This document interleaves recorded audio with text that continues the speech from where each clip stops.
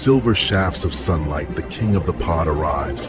Beside him, the queen glides in shining grace. To the throne of coral they swim.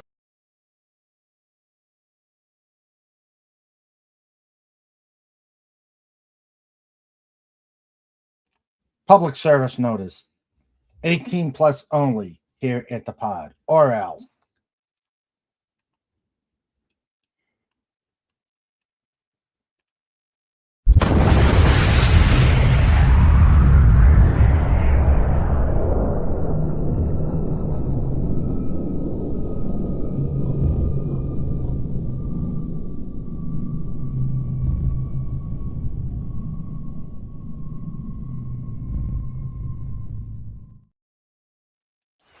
This episode is brought to you by thedolphinwars.com.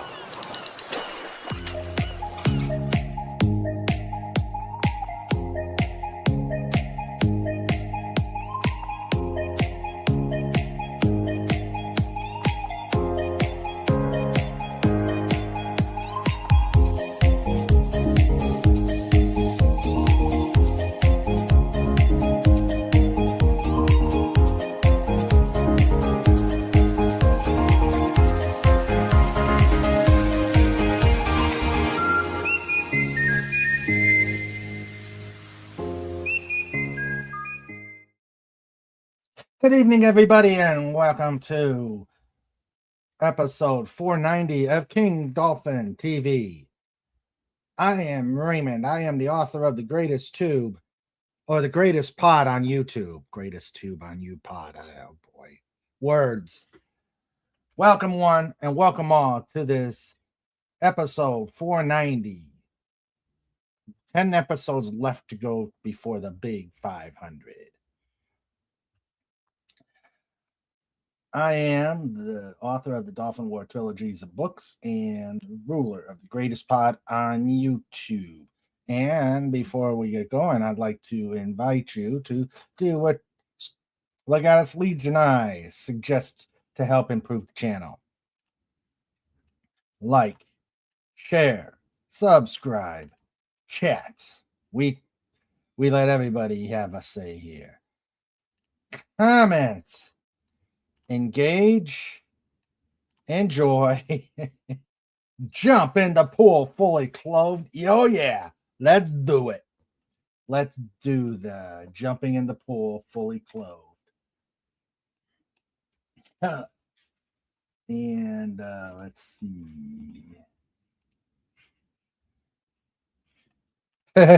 Have the kitties take a bucket of cool water and douse Wendy in it. I'm sure Wendy will love that. She will absolutely love that. Okay, and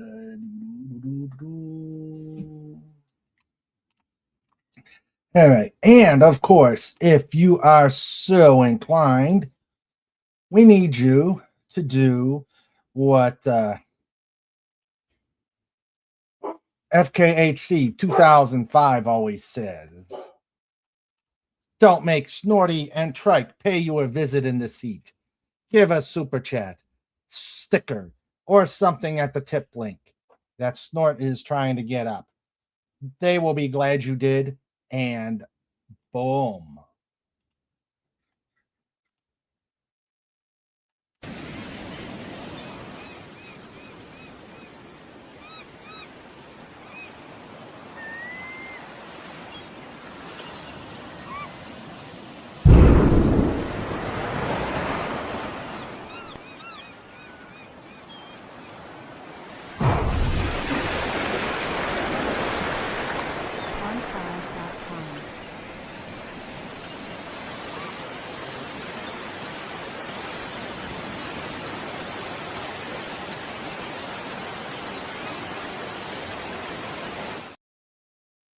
All right, there's a nice hot way to get started here.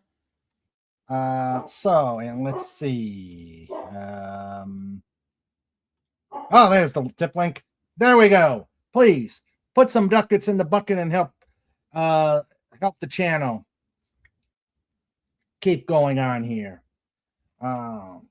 We don't just do interviews. We don't do reviews. We don't go chaotic on Just Cause, but we help people. If you watched the Wednesday show, you will know that King Dolphin TV is all about helping people that need it. And we do like to help people. We need to help people. I mean, when people are in trouble, you need to show that other people will listen to them and that they've got a voice. They've got a voice out there. So please help support King Dolphin TV. Let's continue to make waves and let's have a great time tonight. But again, since the big thing is we don't want a certain couple of characters knocking at your door. It is hot out there. And do you really want these two out there raising hell and saying, give up the money, like these two shysters from the Snortopupus and Trike Collection Agency, or over here called Raising Hell Collections.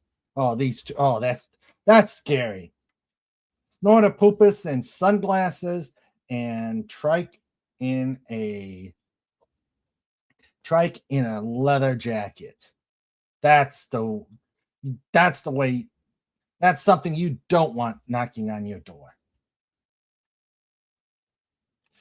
So please put some ducats in the buckets and keep these two from coming in.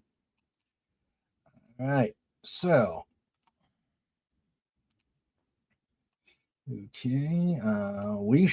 I shout. Aw. Canadian Cat says, I can't stay long. My cat had kittens. One of them is super sick, so I'm a little busy with that. But I hope you have a great show. Thank you, Canadian Cat. And so thank you very much. And you take care of your kittens. Okay. So also please show our love to Sandra, who's still continuing her rehab with an SF. And TF for Trike, who is still hurting, but still not wanting to be quiet, as you can hear in the background. Hail to the Trike.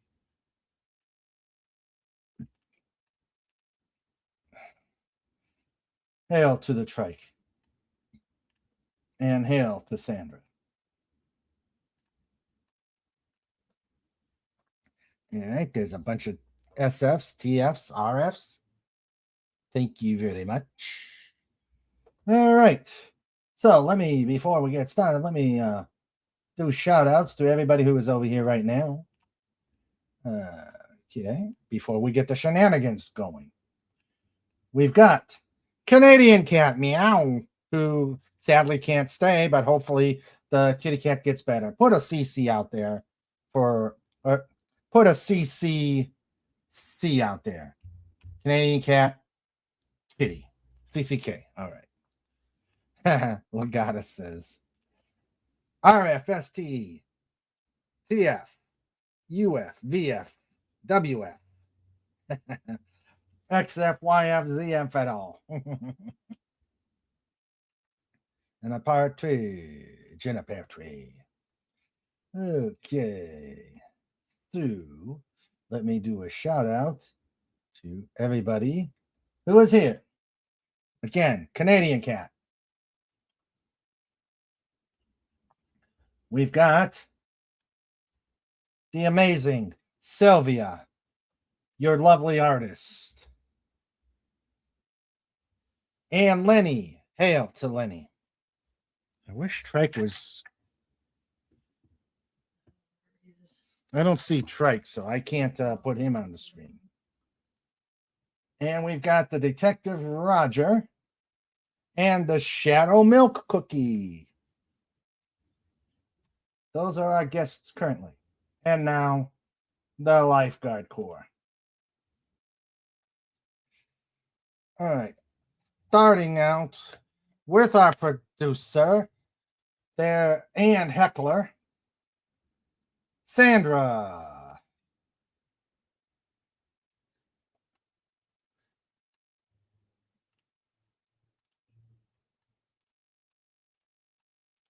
King Dolphin TV in color. A Sandra Feliciano production. Orchestrated by Trike the Dog. Guarded by a big old bear. HDMI where available. All right. What a handsome bear. Okay. Let's get rid of that. Continue the shout outs.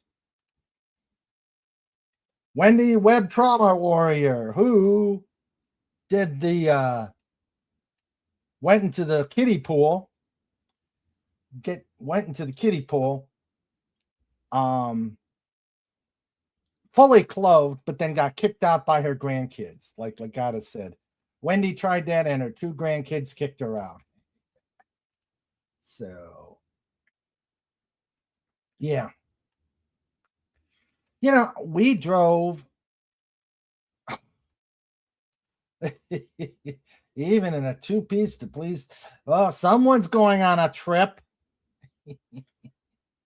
Or someone knows that someone's going on a trip. So yeah, we were driving back from driving back from home, and we were driving past these houses, and there's this nice, lovely pool, and no one is in it. I'm going, that is bad when a day as yucky hot as this, as yucky smoky as this, and people are not in the pool. But of course, I think with the smoke, I don't think anybody wants to leave the house here, because it was bad. It was bad. You can actually see the smoke. You can actually see the smoke just laying down on the floor. So yeah, it was not. I could see why people weren't in pools.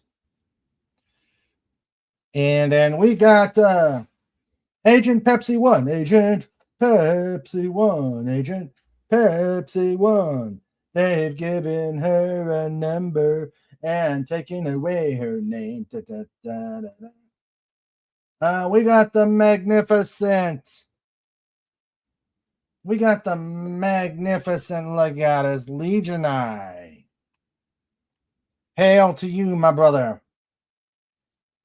And then the one, the only, the one beyond compare. Start up, pass. Cuber. Dot scream. Hashtag raw. Great show. Yeah, this smoke is yuck. But now that we've had rain, maybe it's gone away. I don't know. What do you think, Snort? Wendy, Agent Pepsi 1 says, it's broiling here in Biloxi. 118 Fahrenheit heat index, 99% humidity. It's miserable. Yeah.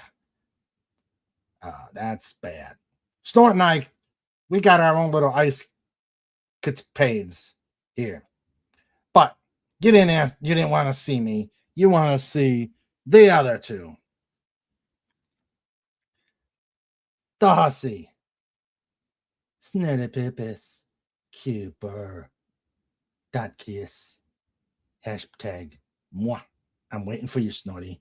Yum yum. You know you're upside down.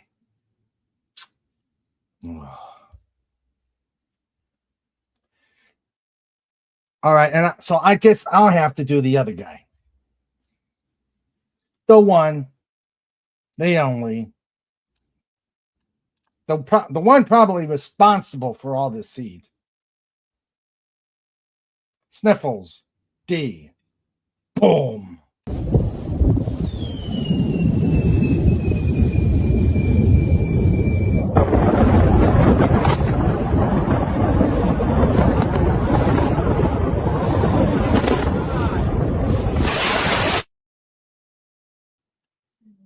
I guess.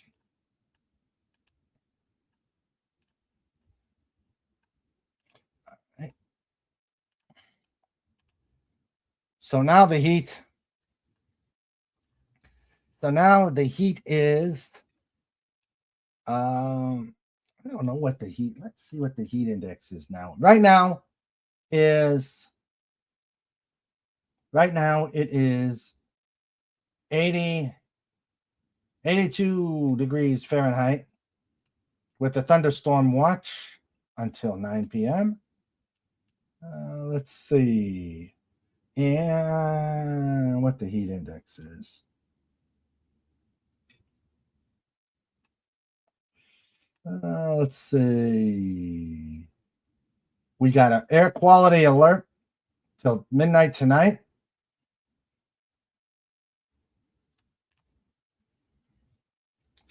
Let's see. What else is happening?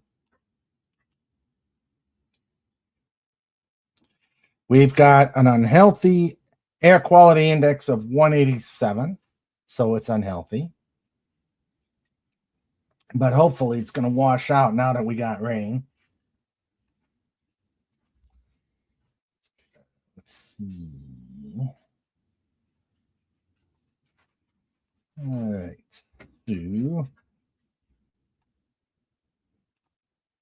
All right.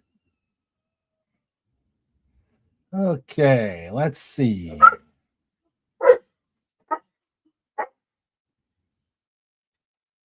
All right. Okay, let's see. Let's go back and so yeah. Heavy downpours make it feel very humid. Trike. Yet with this heat and smoke, even if they come to my door, I don't think I'll be opening the door and let the cool air out, smoky air in. But remember, you've got Snorter Poopas, who is great, who's very adept at breaking down doors. Okay, let's see. The grill has started. You can grill at 118 degrees. That's masochistic. Starting a grill at 118 degree heat. Yeah, even Trike disagrees.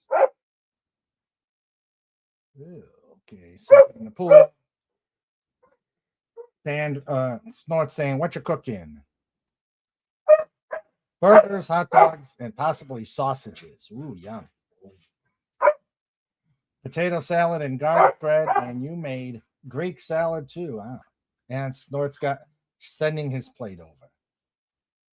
Okay. Yeah, Wendy's grandkids kicked her out of the pool. Snort, I don't know if we needed to see that. Okay. Let's see.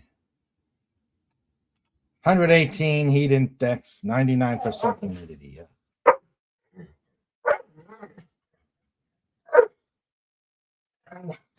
You know it's bad when the pool thermometer, which goes to 90%, 90 degrees Fahrenheit, is pegged and it feels cool.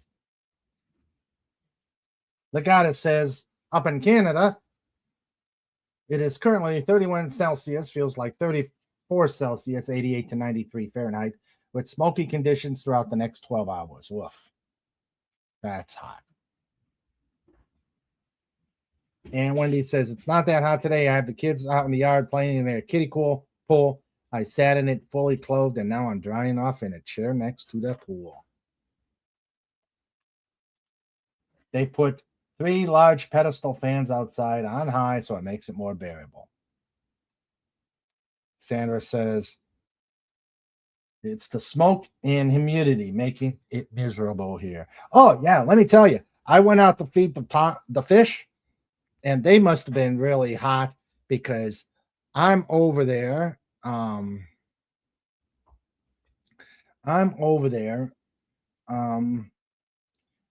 Bringing out the food, and I toss the food into the pond, and they come out like a bunch of piranhas, all of them.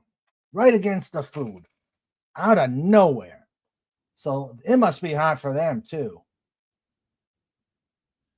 I think if the pond was a little bit bigger, I'd be in it. Except that would be kind of odd with the fish tickling me. Red and black bikini, black and red bikini, but hiding inside for a little bit because it's so hot. I thought you were in the pool.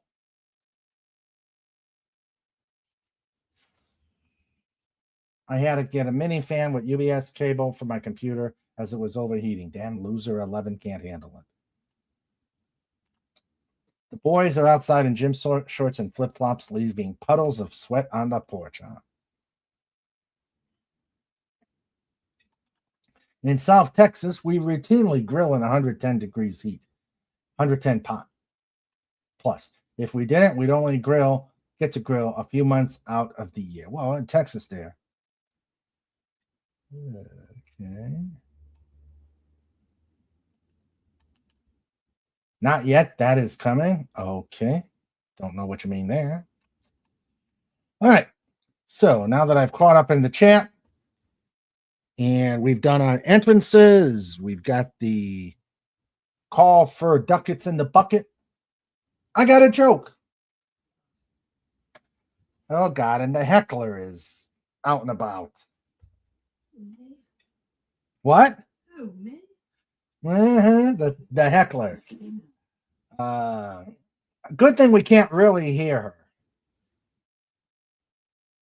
All right. Fix that. Oh. Dare you to. Double dog dare you to. Okay. I got a joke. Yeah. Did you hear that the local bridge was closed today? Did you hear that the local bridge was closed today? I still can't get over that.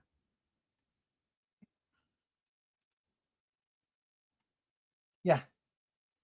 I still can't get over that the bridge is closed today. Tisk, tisk, and tisk. Let's see. And Agent Pepsi 1 says,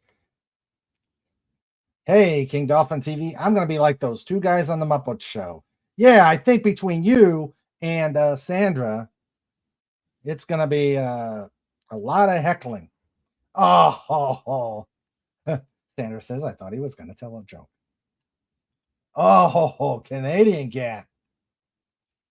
Oh, dear. You asked for it. Yeah. I guess I'm heading to the cage.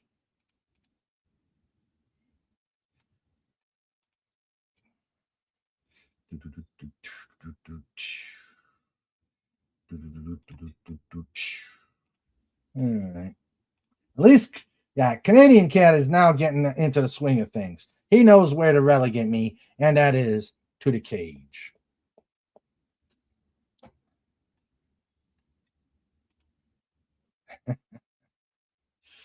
Oh, boy.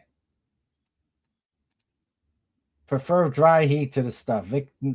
Vicksburg is not quite as humid as the coast, but next week, the highs without the heat index, 104 to 106. Eep. That's warm.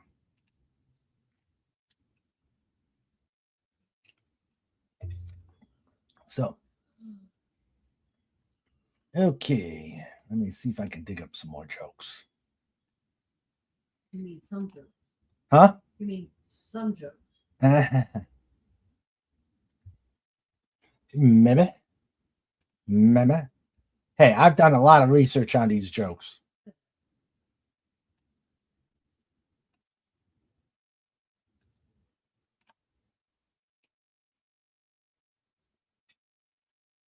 All right, here's another one. What do you call a magic dog? What do you call a magic dog? A labracadabrador. A labracadabrador. Wendy says that's our normal temp in South Texas.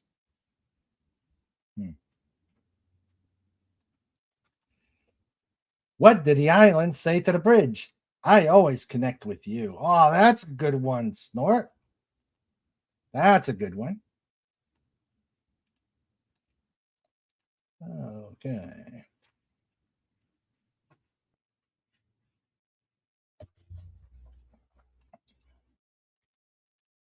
What?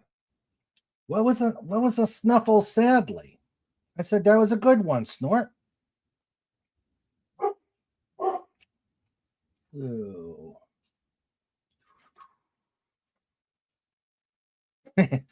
Max Redstone says, please remember to drop ducats in the bucket, not deuces. Words to remember, Max. How are you, my friend?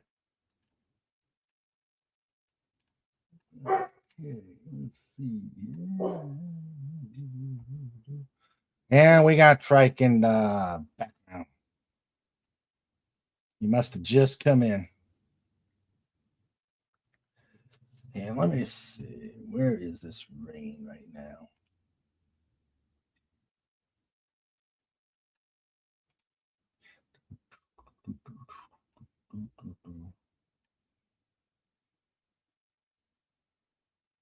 Mm-hmm.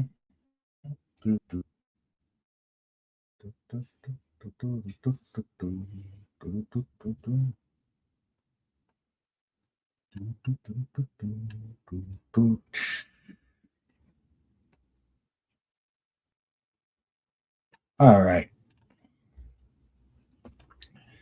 Okay.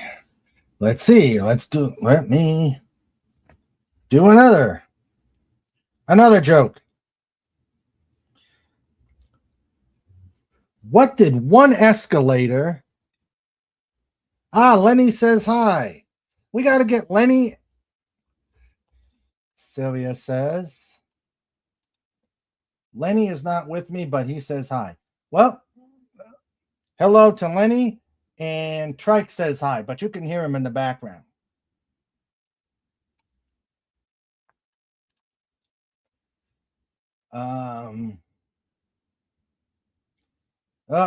Medical advice concerning Stephen.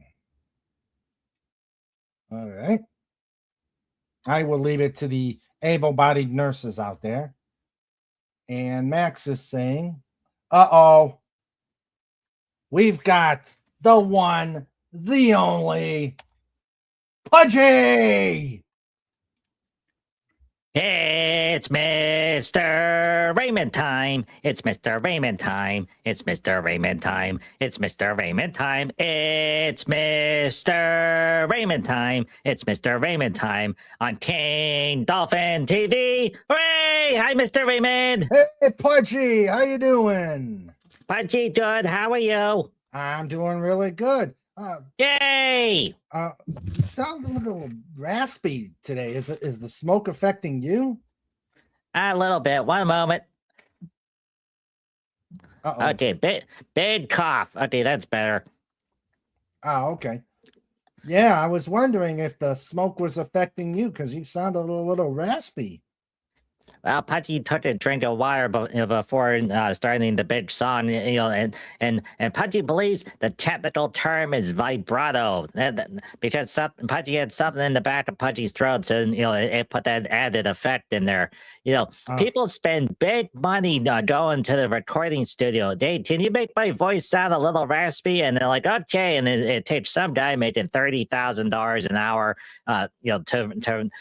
to redo the voices and put in the auto tune, and then all of a sudden they're like, hey, wait a minute, why do I sound like a hedgehog? And Pudgy's like, Pudgy could do it for you in 5 minutes. All you need to do is just drink a glass of water and then start singing songs. All right, very cool, very cool. And it's been a while since you've been on. We've missed you, buddy. What you been up to? Sorry, Mr. Raymond. So, Mama Eagle came to visit Pudgy and Cobalt in the forest. So, while Mama Eagle was in the forest, well, unfortunately, that means that Pudgy couldn't do anything of an online variety. Okay. Of course, once Mama Eagle went to sleep, then Pudgy could do stuff. But then it's like she would peek down like, Pudgy, what are you doing on the computer? And Pudgy's like, Pudgy's got stuff to do. She's like, well, what stuff? So then that leads into the 20 questions by Mama Eagle, which you have to answer. It's Pennsylvania state law. Otherwise, Mama Eagle grumpily wakes up, glides down from the tree, and then starts poking her head into Pudgy's kitchen window. But she can't do that because Pudgy's kitchen window isn't big enough. She tried one time, and then her head got stuck, and Pudgy's running out of Crisco. Oh, that's gonna be. Pudgy only has one can left, and Pudgy knows for certain that you can't bake it because Crisco is never supposed to turn green. So true, my friend. So true. Let's see. Hello, Wallace Lang, who says, "I'm waiting for a text message from my church pastor about my ride to special service tonight." Nifty. Yep. Okay, let me mark him as being here. And then all right. So how long did she stay? Yeah, she was here for about 2 weeks, and that's not bad. Yeah, it was a lot of fun. And then afterwards, we took Mommy Eagle back to the retirement birdie tree, and then we went to. Okay, there's a place that's out near Gettysburg, which is a big white round barn, that they built like during the 1800s, and inside is a farmer's market that's run by squirrels. And the squirrels are like, "Oh boy, Pudgy, you're back!" And Pudgy's like, "Yes," because they have the most wonderful baking mixes there. Every time Pudgy bakes bread using these mixes, it is so wonderful. There's one which is it's a garlic Italian herb beer bread mix, which Pudgy doesn't have any beers, but Pudgy did find 2 bottles of club soda somewhere. It was underneath a truck that tipped over nearby the Pudgy's house. Thankfully, the seal didn't break, so Pudgy put the seltzer water in there, and it made it all bubbly and airy, and the team, oh boy, did it turn out good. So every time Pudgy goes back out there with Mama Eagle, we always get Pudgy always gets the mixes, and then Cobalt got something. It was like jalapeno jam, because he always gets that for some dip mix that he makes, and Pudgy's like, "Oh boy, but that stuff's a little spicy, Cobalt," and Cobalt's like, "I don't have any teeth anymore. I don't care." and Pudgy's like, "Well, what does that have to do with spice?" And then he opens his mouth, and he doesn't have a tongue anymore, and he's like, "That's why, Pudgy." And Pudgy's like, "Oh, so you can't taste the spice?" And he's like, "Oh, I can feel the spice." And FTHC says, "Pudgy, what's this word?" Boom. Oh no. Boom, boom.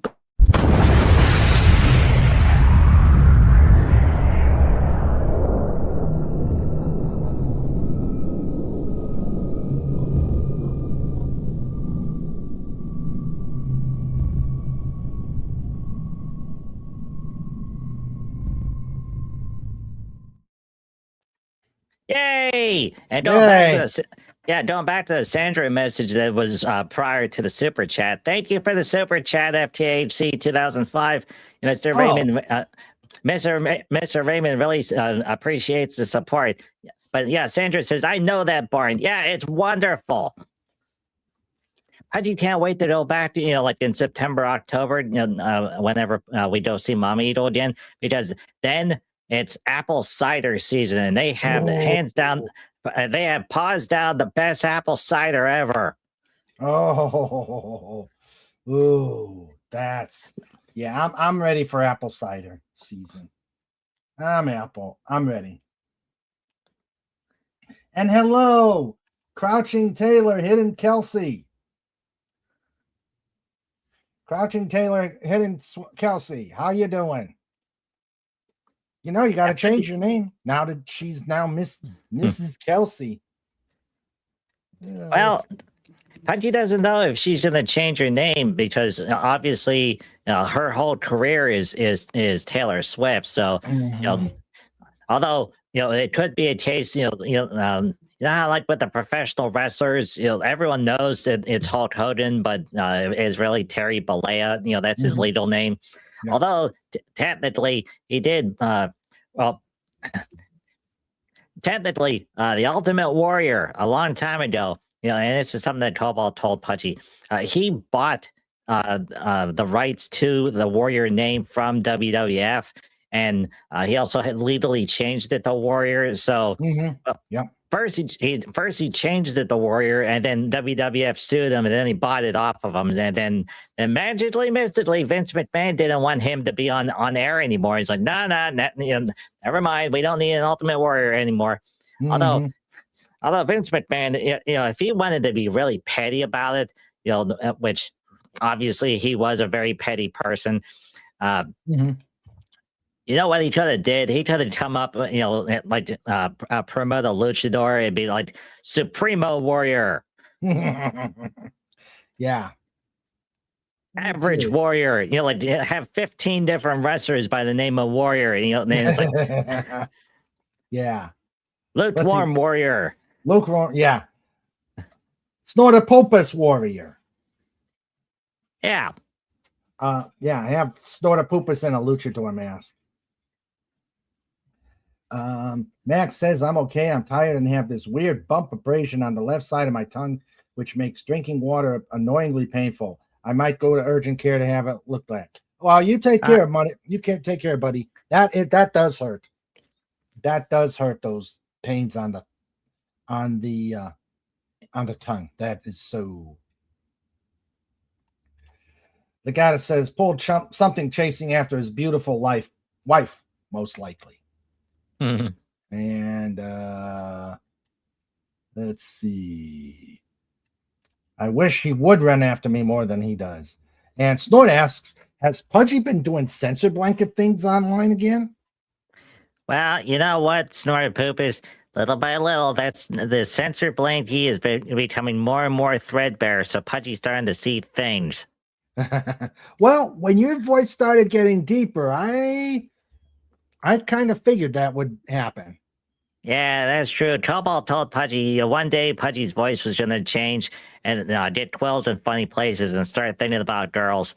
Mm-hmm. Yeah.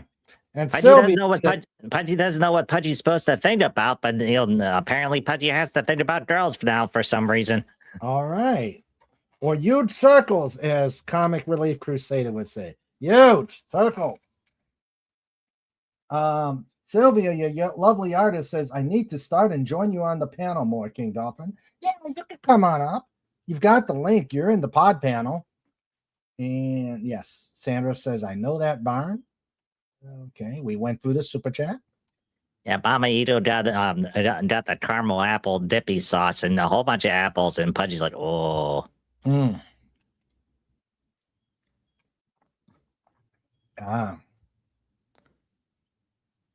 I had egg foo young and fried rice for dinner last night and lunch today. That's the good thing about Chinese food.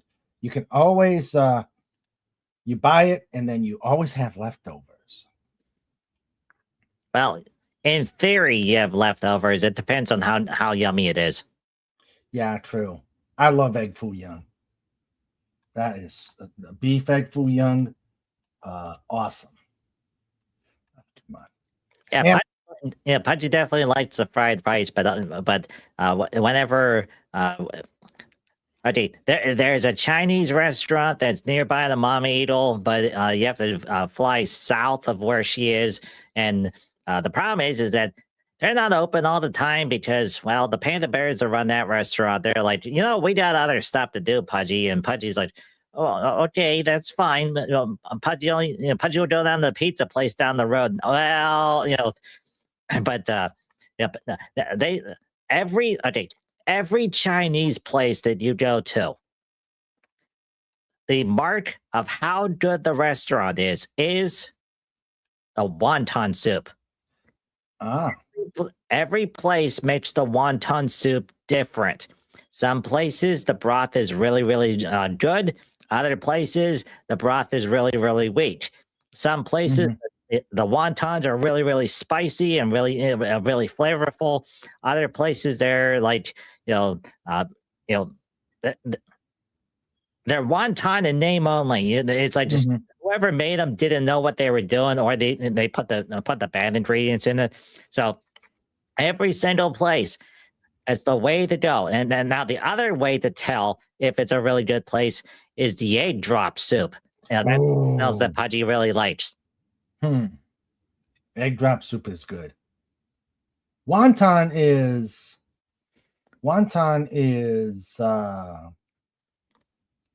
good as long as it doesn't have the pork in it, but you don't know. You got to ask for it. Yeah, and then there's the other soup. FKHC, hot and sour soup. Okay, Pudgy doesn't like it, but every so often it smells really, really yummy. And Pudgy, whenever Pudgy goes, Pudgy says, "Can Pudgy get a little hedgehog cup of that stuff?" And like, sure, no problem. And Pudgy tries it, and it's like it's an acquired taste, but Pudgy doesn't like it. Cobalt prefers, the wonton soup, but depending on the place, because egg drop soup is technically simple to make, but every time Pudgy tries to make it, it doesn't work properly. It's like, yeah, you have to go to the Chinese place. The panda bears know how to make this stuff. Snorter Pooper says egg drop soup with wontons. Oh, that's a Pudgy's gonna have to ask the panda bears if they can make that. Wallace Lang says, I usually prefer to go get some matzo ball soup for myself. Oh yes, matzo ball soup is good. Okay, but Pudgy has a question. So obviously it's a soup. What is matzo ball soup? What they do is they take the matzo meal and put it with eggs and other stuff to make a matzo ball out of matzo meal. It's a matzo ball sort of like a dumpling. Sort of like that, yes. Okay. And then you put it in with chicken broth and all that, and that's matzo ball soup. Best one is with chicken, carrots, celery. Okay, so it's like a normal chicken soup, but instead of putting the noodles in or the wontons, use whatever the matzo is. Although Pudgy knows Pudgy's seen matzo at the store. It's a box. It's on a high shelf, and there's always these. Well, there's a couple of deer that come in, and that always. Pudgy doesn't know why it's deer, and they have a special hat, and they're always like, "Hey, oh boy, the matzo's in stock." And Pudgy's like, "Whoa, All right, here is a picture of matzo ball soup, and yes, it is a dumpling made out of matzo meal, and there it is. Oh,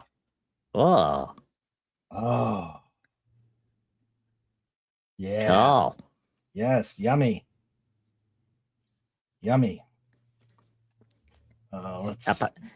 Now, Pudgy made certain to eat a snack before the Mr. Raymond show, so all this food talk is fun. Oh, that looks good. Well, and that's where you make it for hundreds of people. Cool. And there's the chicken and the broth. Usually served in chicken soup and during Passover. Let's see. You can get a recipe from any Jewish cookbook. And or you say Sandra, how does Pudgy make matzo ball soup? And she's like, okay, Pudgy, you come over here and then pay attention. Don't touch the stove. And Pudgy's like, okay.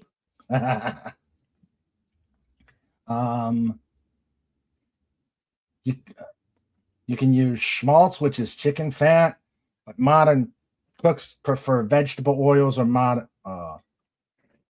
margarine. Oh, now I'm in the mood for matzo ball soup, but it's too early. All right, so that is. Hi, Sylvia. Hi, Sylvia. Hello. How are you? Oh, I've been busy. On like the 27th, I'm supposed to be going to a funeral. Sorry for your loss. Sorry. Well, that's the thing, because like he passed away way before the funeral date came. So like I'm wondering why they set it up so late. That's what they usually they do that nowadays. There are some that Wendy says, now I'm craving matzo ball soup. And FKHC is saying, Sandra, he's trying to tell you something, hint, hint. So yeah, I've noticed a lot of people do like celebrations of life and funerals weeks after. Yeah, I don't get it. Yeah. Everybody has different ways of doing things. So it's not that it's wrong. It's just everyone has their own opinions about everything. Yeah. Yep. Let's see. Yeah. Balls of dough on top of the soup. We're talking matzah here. Matzah balls and chicken broth. Lots of matzah. Sandra says, yeah, I'm ignoring him. Oh, snort. Customer, waiter, there's a hedgehog in my soup. Waiter, what's it doing in there? Customer, swimming. Yay. A hedgehog swimming in soup. Okay. Now, you know what another good soup is? Italian wedding soup. Oh yeah. That is really, really good, especially if someone knows how to use it. Or not use it. Someone knows how to make it. Oh, okay. Sylvia, what's your favorite soup? I'm like a basic girl, so I'll probably say chicken soup. Okay. Chicken soup is good. That's what everyone calls me. Like when they ask me, "Oh, what's your favorite soup?" I'm like chicken soups. Like they're like, "That's such a basic answer." I'm like, my basic answer. You literally like the same soup. Yeah. Now, next time you go to the grocery store, everybody, there is a grand conspiracy going on. And it doesn't matter which grocery store you go to.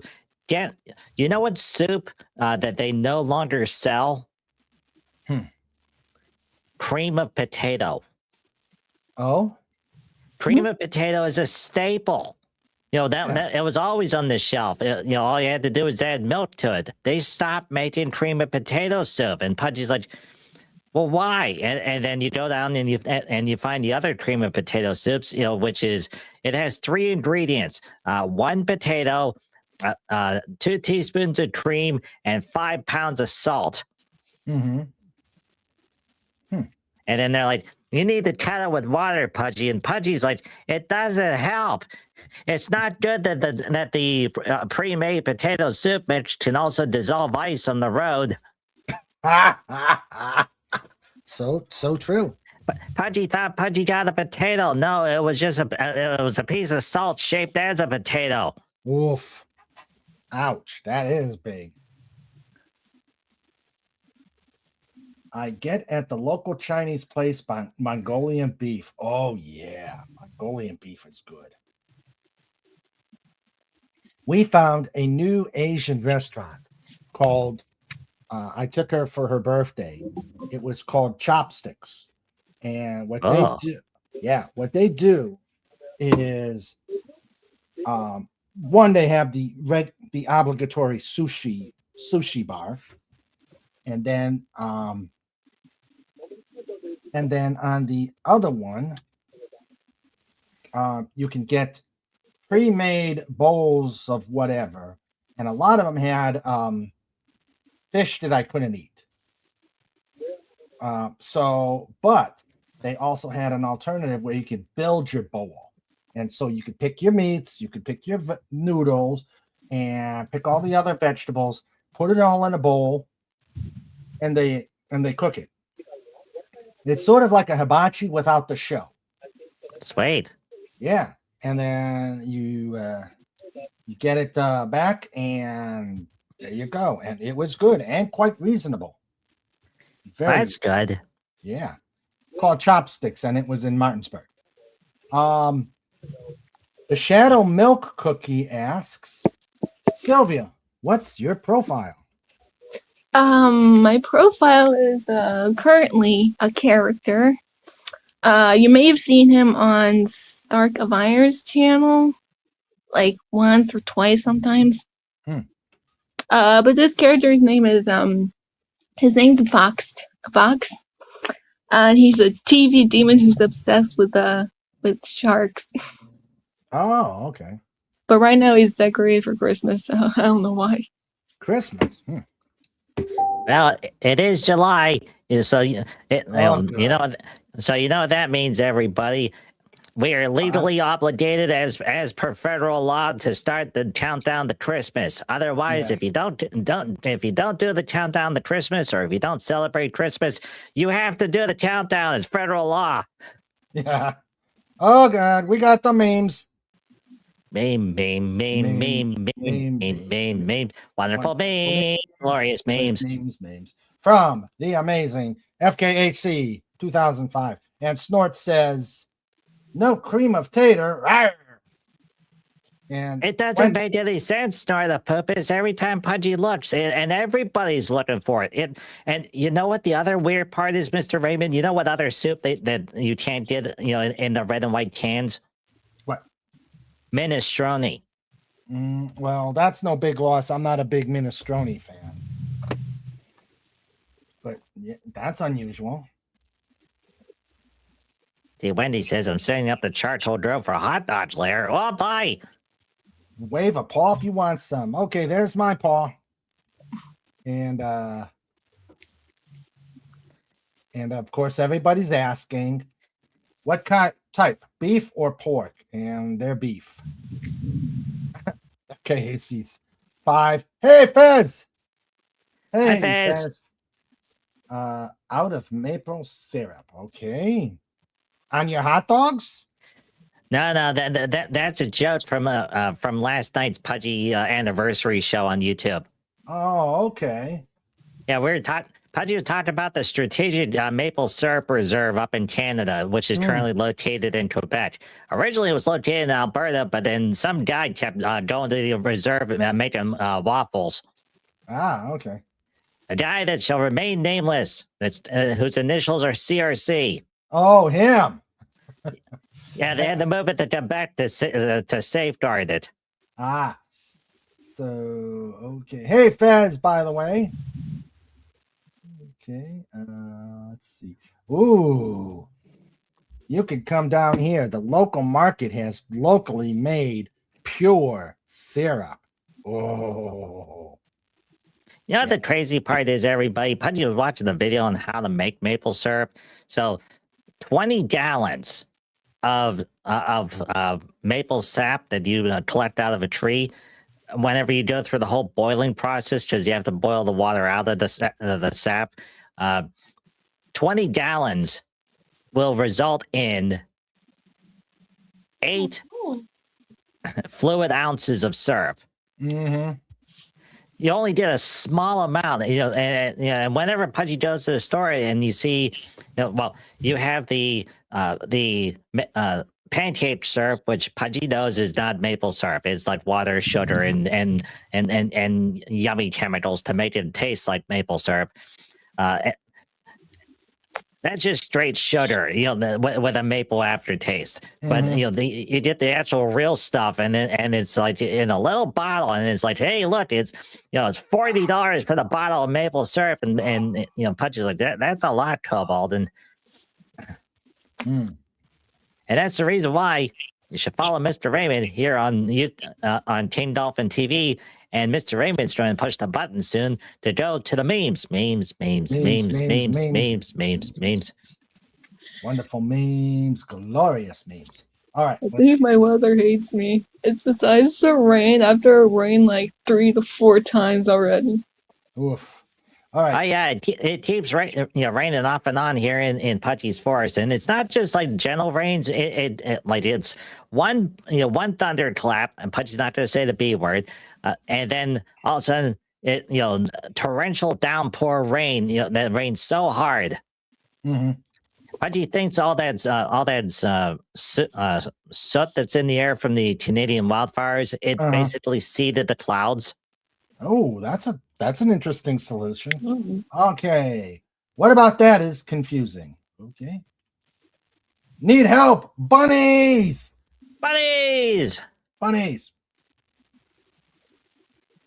Friday the 13th, part 26. Jason needs a minute. He's still coming, just slower. Something beyond logic is happening. And no one on the Enterprise can help. The X or Spock, the power of logic compares to. Yeah, honestly, Spock, with all of the holodeck shenanigans that have been in Star Trek, they never did anything of a horror variety. Exorcist would have been one of those things. Counselor Troy, her head turns backward and says, "Yeah, here he is, son of a mother's on." Well, Pudgy can't say the word. But, Spock, what is happening to her? Damn it, Jim, I'm a doctor, not an exorcist. The readings are off the scale, Captain. She's picked up a demon, not a distress call. The X or Spock. Dad, what was living in the 80s like? This. It was kind of like this.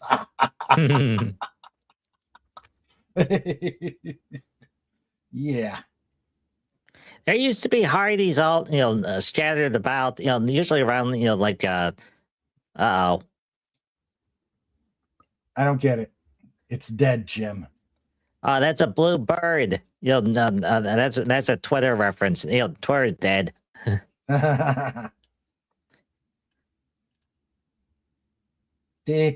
B. Global warming mysteriously spiking in August. Global warming mysteriously spikes every year between June and August, expert says. And these are the same people that say water is wet. All right, I'm back. Sorry. Okay. I got Nanny now. Kirk, all right. Kirk, I specified the Alamo, 1967, art exhibit to the Guardian. It seems the Guardian utilized the historical, non-urban variable of the phrase "the Alamo." McCoy. Hold on. Well, Jim, have you got a cheat for getting us out of this Kobayashi Maru? Kirk, I'm open to suggestions, Bones. And they're in the Alamo. Okay. All right, so one... Okay, Haji knows this is a silly image. And it's AI generated. Okay, but here's the problem. Hey, Sylvia, we can see your camera. There. Okay, it's puppy time. Yep. Yay, puppy time. Right, get in the camera. Get in the camera, boy. Come on. Get in the camera. There you go. Hello, Lenny. Hi, Lenny. Lenny's like, I don't want to be on camera. He's like, leave me alone here when I'm trying to relax. Okay, bye, Lenny. He's gonna be taking over my bed. Oh. Wendy says, the more the merrier. I'm not sure if the kids will let you in the kiddie pool. They just kicked Jimmy out. Okay. Oh God. Yeah, mention him. He's here. Hi, gang. Huge. Hello, Huge comic. waffles. Huge waffles. Huge waffles. What you say is cute words. Hi, He's gonna comic say one. relief. Hello, comic. And let's see. Okay, so getting back to what Pudgy's talked about, that meme picture with yeah, Kirk and everyone at the Alamo. Okay. Yeah. Did you notice the problem with the AI generation for the pictures of Kirk, Spock, and McCoy? Yeah, they don't look like they don't. Yeah, they don't look like them. Well, one, it's uncanny valley, so the AI generally made their faces, but they're using the wrong costumes. That those are the ones from Star Trek, the motion picture. With Beecher. It should be using the actual classic era costumes. That's when they were out and about, and doing time shenanigans. Yeah, that's true. That is true. That's a very good point. Huge waffles. Huge. Huge waffles. Oh, now you guys are going to make me want to grab waffles now. I actually like waffles a lot better than I do pancakes lately. Yeah. I see what you mean, but motion picture. yeah, that's Star Trek the motion picture. And Kirk doesn't even look like Kirk on that one. I mean, at least they got Spock and McCoy okay, but not Kirk. He looks like, oh God, I forgot. It kind of looks sort of like Harrison Ford and sort of like Kurt. They're pulling multiple faces in there to make an amalgamation. Yeah, and there's another guy whose name escapes me right now. Okay, all right. Star Trek: The Motionless Picture. Wallace Lang says, we used to have 3 separate Hardee's restaurants in Sioux City, Iowa, but nowadays we have none anywhere in town anymore. Yeah, they keep closing them for some reason, and they always advertise those crazy burgers. It's always a really pretty lady, in a really skimpy top, and she's making a silly face as she's eating this big burger. And Pudgy's like, "Why is there never a Hardee's nearby Cobalt?" And Cobalt's like, "I don't know, Pudgy. They keep closing them for some reason." Cobalt was a real big fan of Roy Rogers restaurants, but they keep closing those ones too. It was like an Arby's, but they also serve fried chicken in them. Yeah, we got Roy Rogers near Harper's Ferry in Charlestown. Ah, sweet. Yep, we got a Roy Rogers there, and I think there's still one in Hagerstown. Hey, Cobalt. It's gonna take us 6 hours, but we can go to Roy Rogers. Yeah. Wallace Lang says the reason for the cream of potato soup disappeared from stores is because there's a potato shortage in the state of Idaho, so they're only putting out instant mashed potatoes. Oh. Fez says, party at Wendy's house. Yeah, let's all go to Texas. And we're still working on we are still working on how to figure out a PodCon. Let's see. We're still working on that. Wendy says, I'm getting ready to get back again and cool off, but I'm not staying in the pool. I'm more comfy in the chair. Yeah. Let's see. I don't think the only Hardee's I know of near me is in Chambersburg, Pennsylvania.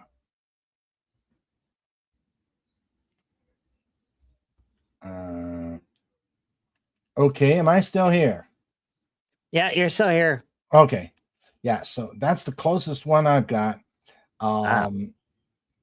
We've got the FKHC's, the Roy Rogers Fort Belvoir has been there since the 80s. Well, that's good.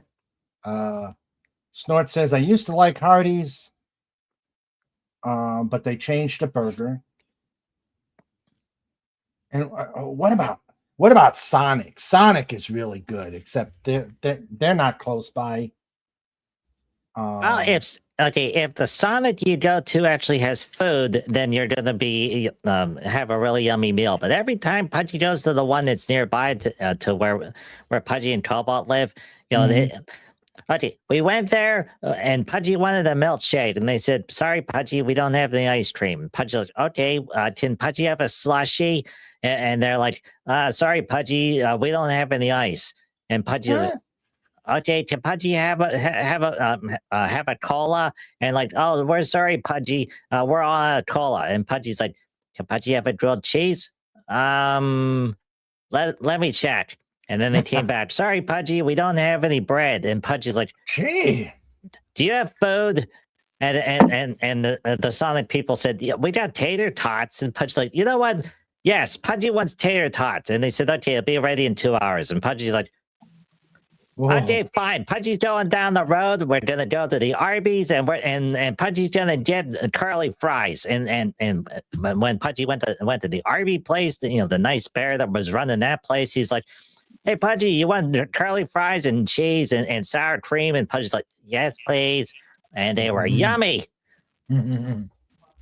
Yes, no, yeah, they're not really convenient. I was happy when I was living in Hagerstown when they put a Sonic there, because the closest one to us at the time was in Chambersburg. And then we moved, and so 20 to 30 miles on either side of us is a Sonic. And I said, "Oh, we can find someplace else." Yeah, it's not worth the drive. And you know what?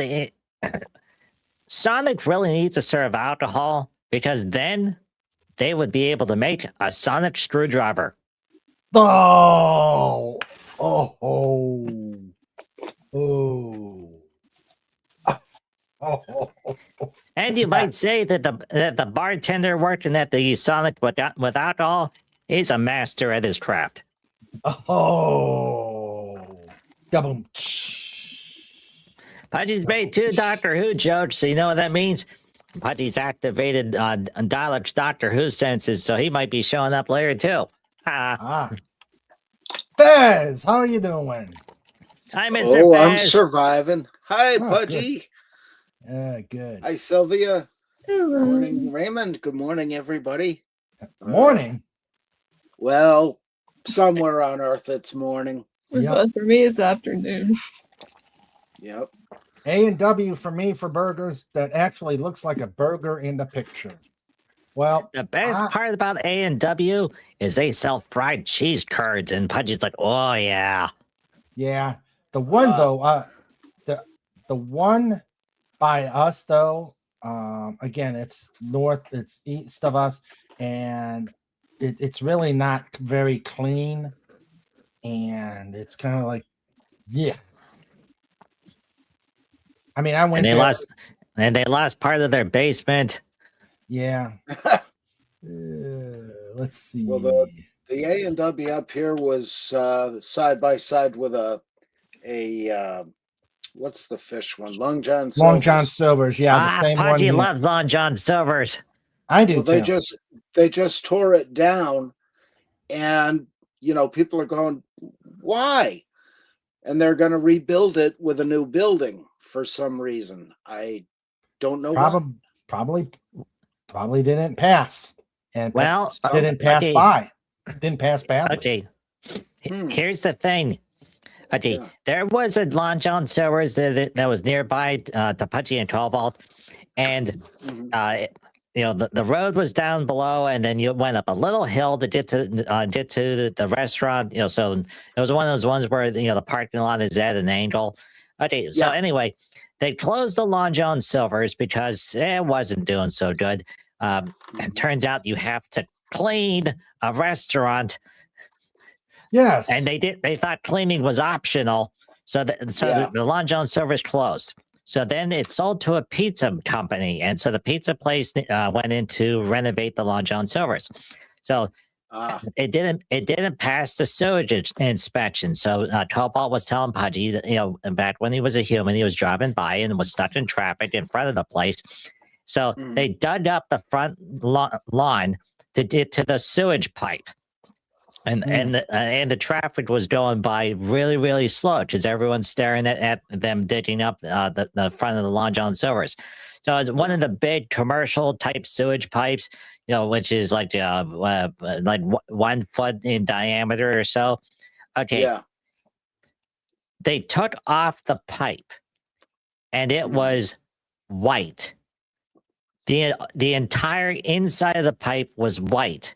It wasn't empty. So that meant they had ran multiple decades worth of oil. They were dumping it down the drain, and they had completely encased everything. So, so when Cobalt stopped his car in front of it because there was a red light and everyone's looking at the Long John Silver's, they went in and they were using a pry bar and a drill, and there was like 5 different plumbing companies. They were snaking the drain in both directions. It was so bad. And 1 week later, whenever Cobalt was driving by, they shut the right lane of the road. It was a 4-lane, and they dug up the highway in front of this place. They had to literally cut the pipe out because there was no way to be able to break up the blockage.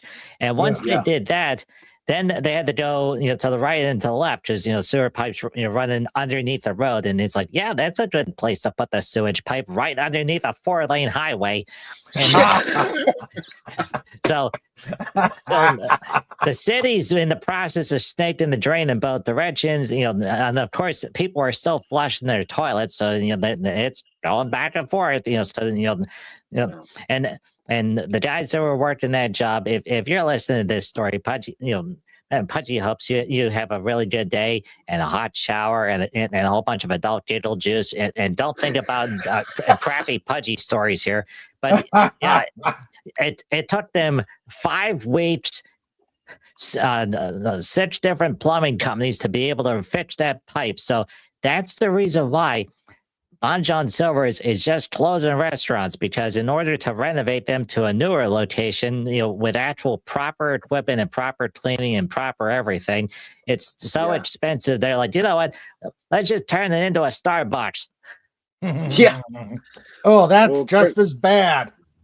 Yeah. But apparently they're going to rebuild them, at least up our way. But I hear what you're saying. The one we had was on a hill in Dixon City on Route 6. And, you go down the hill and there's various strip malls, and there's the one that has the Harbor Freight that got flooded because their drainage was all clogged up. And probably from the Long John Silver's. Yeah, probably.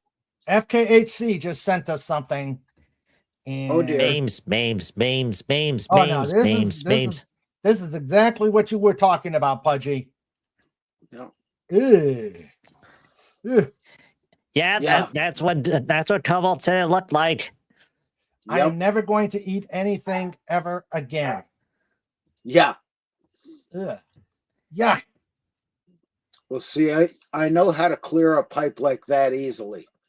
You put a backing plate on it really securely, and then you drill a hole down into it and pour in about, that much gunpowder and put a fuse in it. And that'll blow the grease clear to Scranton. Yeah, but what's going to be the disaster that's going to ensue? Who cares? It's Scranton. That's true. That's true. That's true. And hello, Crazy Lazy Fan. Hello. Hi, Crazy Lazy Fan. Oh, excuse me. God, I can't. Hey, Wendy. Let's see. Arthur Treacher's Fish and Chips. Oh, that's a place that Pudgy went there once. Yeah. Yeah, we had one down in Wyoming. The town of Wyoming that Ah. Wyoming Okay. state is named after. Yeah, because to get to Wyoming, that's like 27 Ohio's away. Yeah. Yeah. So, Yeah. hello, crazy lazy fan. The Taco Bell LJS is in a Walmart parking lot. It gets good business. I always, yeah. Ours is it's the same thing. It's in the Walmart parking lot. You've got the A&W Long John Silver's there. Mhm. Snort says they'll never notice the grease in Scranton. Nope.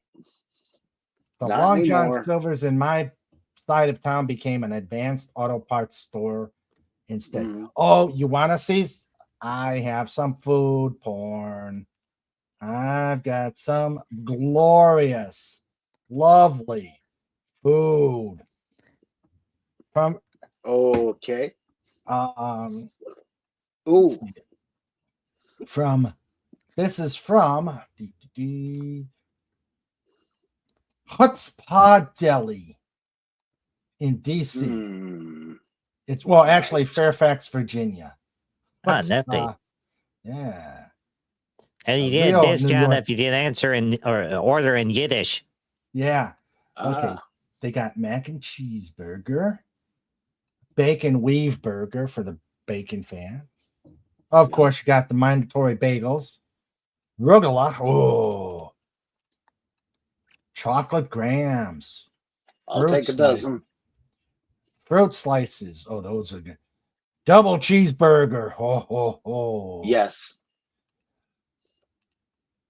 Barbecue cheddar burger with fried cheese and mac bun. Ooh.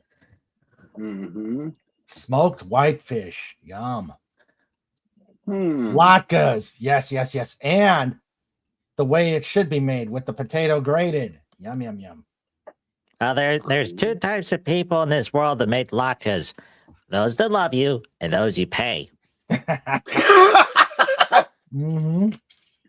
Same thing goes for strudel. Mm-hmm. Yeah. Fried chicken sandwich. Ooh, what's this? Oh, slow cooked pastrami. Yum. Yikes. I want. Fried chicken sliders. Ooh.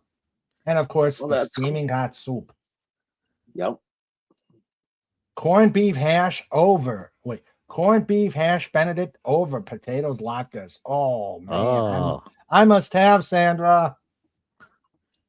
NYC desserts, of course. Then make it yourself. Reuben egg rolls with pastrami fried rice. Oh, that sounds good. I like the pastrami and the rice at least. Yeah.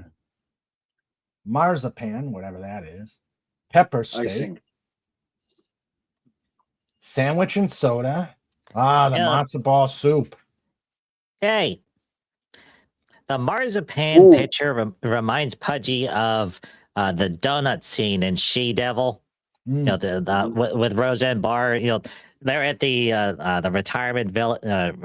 retirement home, and Linda Hunt is there with her coffee, and Roseanne Barr is just eating donuts the entire time. And every time Pudgy watches that movie, it's like Mary Shelley Mary lives in a castle on the sea, and she's young and pretty, and I hate her. And Pudgy's like, get to the donut scene. Yeah. Let's see. Snort says, num ties on bib. I saw a piece of cheesecake in there. Oh, we'll get there. Jewish polar bears have a lot of chutzpah. Let's see. Let's get back to this. Okay. Nice grilled cheese there. Pastrami Skype. Let's go back. Okay. Wait. Okay. Ooh. There it is. Ooh, cheesecake. Nom. A burger. Yes. Reuben. I don't want a Reuben. I want real corned beef sandwich.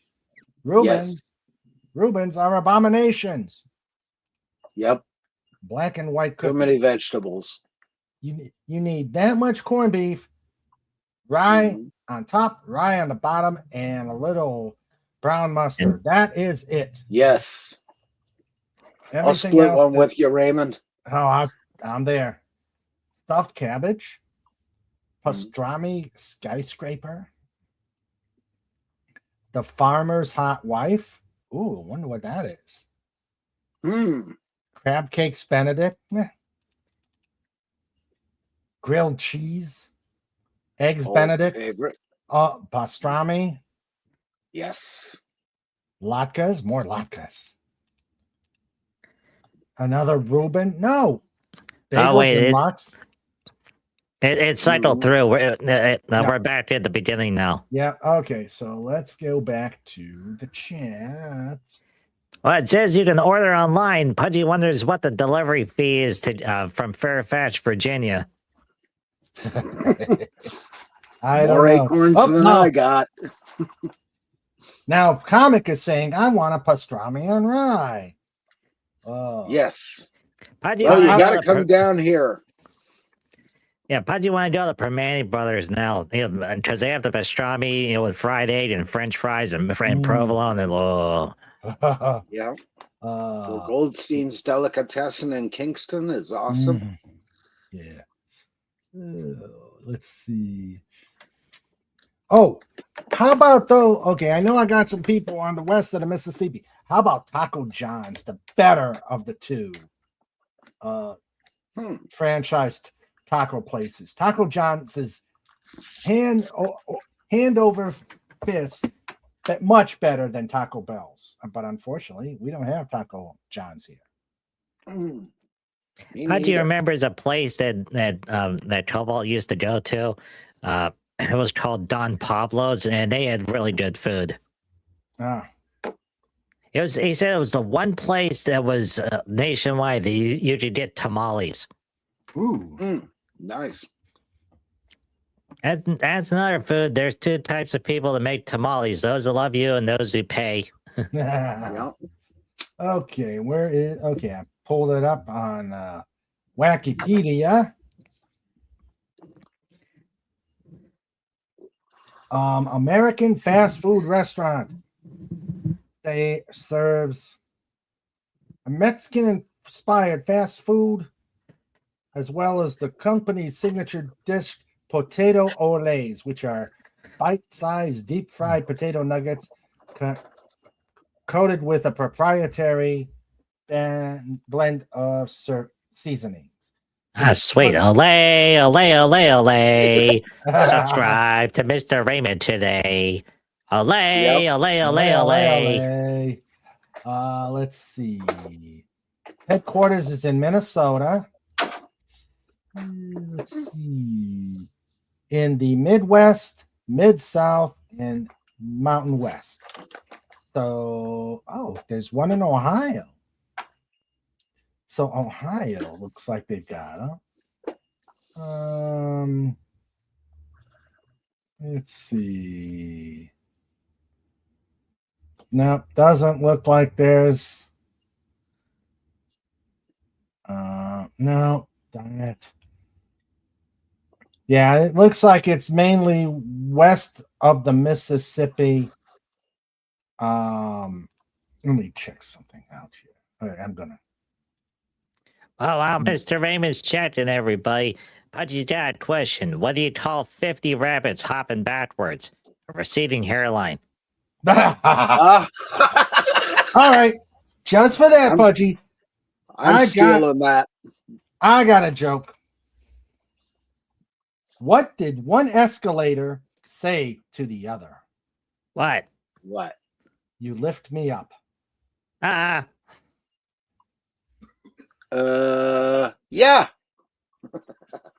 Why does Mississippi, this is for Agent Pepsi 1. Why does Mississippi see better than the other states? Why? It has 4 eyes. MISSISSIPPI. Yes, it does. Yeah. What do you call a deer that's missing an eye? What? I have no idea. Oh, that's a good one. What's high in the middle and round on both ends? Ohio. What? Ah, you've seen that cartoon. Yeah. Let's see. Yeah, there's 2 in southern Ohio. Yeah. Nothing up in north, and then I guess they decided they didn't want to go any further east. Bummer. Mm-hmm. Bummer. Yeah. Whoa. Stay in the cage, King Dolphin, according to the Yes. Shadow Milk Cookie. Yeah, I'm in the cage. Taco Hell or Taco John's is right across the street from Taco Hell in my hometown. Ah, the Taco Wars. Dun, dun, dun. Yes. Stop, We'll I'm getting close more the train hungry. first. Yeah. Stop, I'm getting more hungry. Well, you know, King Dolphin TV is all about food. Yep. Ooh, pastrami and spicy mustard. I'm with Wendy there. Snorter Poopers, $20 for the meal, $300 delivery fee. Yep. Yeah, it sounds about right. Yeah, I'll have waffles. yeah. Waffles. Huge waffles. Huge, bouncy huge waffles. Huge bouncy waffles. Well, if they're bouncy, that means you haven't cooked them long enough. Yeah. Or you've cooked them way too much. Yeah, that's true. Yeah. You know, Pudgy was watching the video where someone was recreating recipes, and someone made Homer Simpson's moon waffles, and they were able to recreate the recipe. And they said, "You know what? These aren't half bad." But the problem is he used the wrong stick of butter. You know, he put like the normal, because it's you make the waffle and then you wrap around a stick of butter and put a toothpick on it to hold it all together.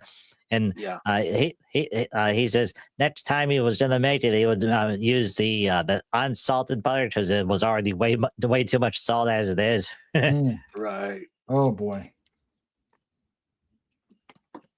All the Taco Johns in Iowa. We're near Sioux City, Iowa. Uh-huh. Yep.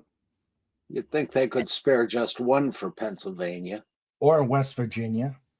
Yeah. But you know the reason why like all these nifty restaurants never open in Pennsylvania? It's because of all the different, they're referred to as blue laws. So there's all these little laws that are all over the place that prevent things from moving into places like, okay, for the longest time, the International House of Pancakes wasn't allowed to open in the state of Pennsylvania. The reason why is because back in the 70s and 60s, like Denny's, and Bob Evans and all those sort of places, they went to the state legislature and they were able to get different little rules and restrictions put into the various spending bills. So they paid their lobbyists, to put in a thing that said the International House of Pancakes wasn't allowed to open up within the state borders for a period of 20 to 30 years. So 30 years later, the first International House of Pancakes opened up, and everyone's like, "Oh boy, this is great!" And then day 2 is like, "Denny's is better." Yeah. Or what is it now? The Wawa invasion. Yeah. Oh, the Wawa invasion. Well, Wawa is in. They're really starting to expand because not only is it gas, but it's also food. There's Wawas they're starting to appear near where Mama Eagle's tree is, but in Pennsylvania, there was a 3-way dance going on. It was Wawa, which is Philadelphia, and then it was Sheetz, which is Pittsburgh, and then it was Get-Go, which is also Pittsburgh, but they were expanding in different directions. So Yeah. Sheets was expanding, Gecko was expanding, and then there's another one that's out in the center of the state that started small and they're really starting to expand quick. It's something called Rudders. Oh And yeah.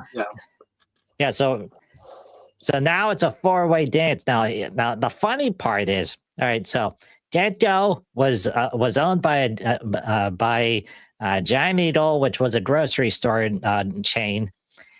Giant Needle sold Gecko to a Canadian company called Pudgy's gonna spell it.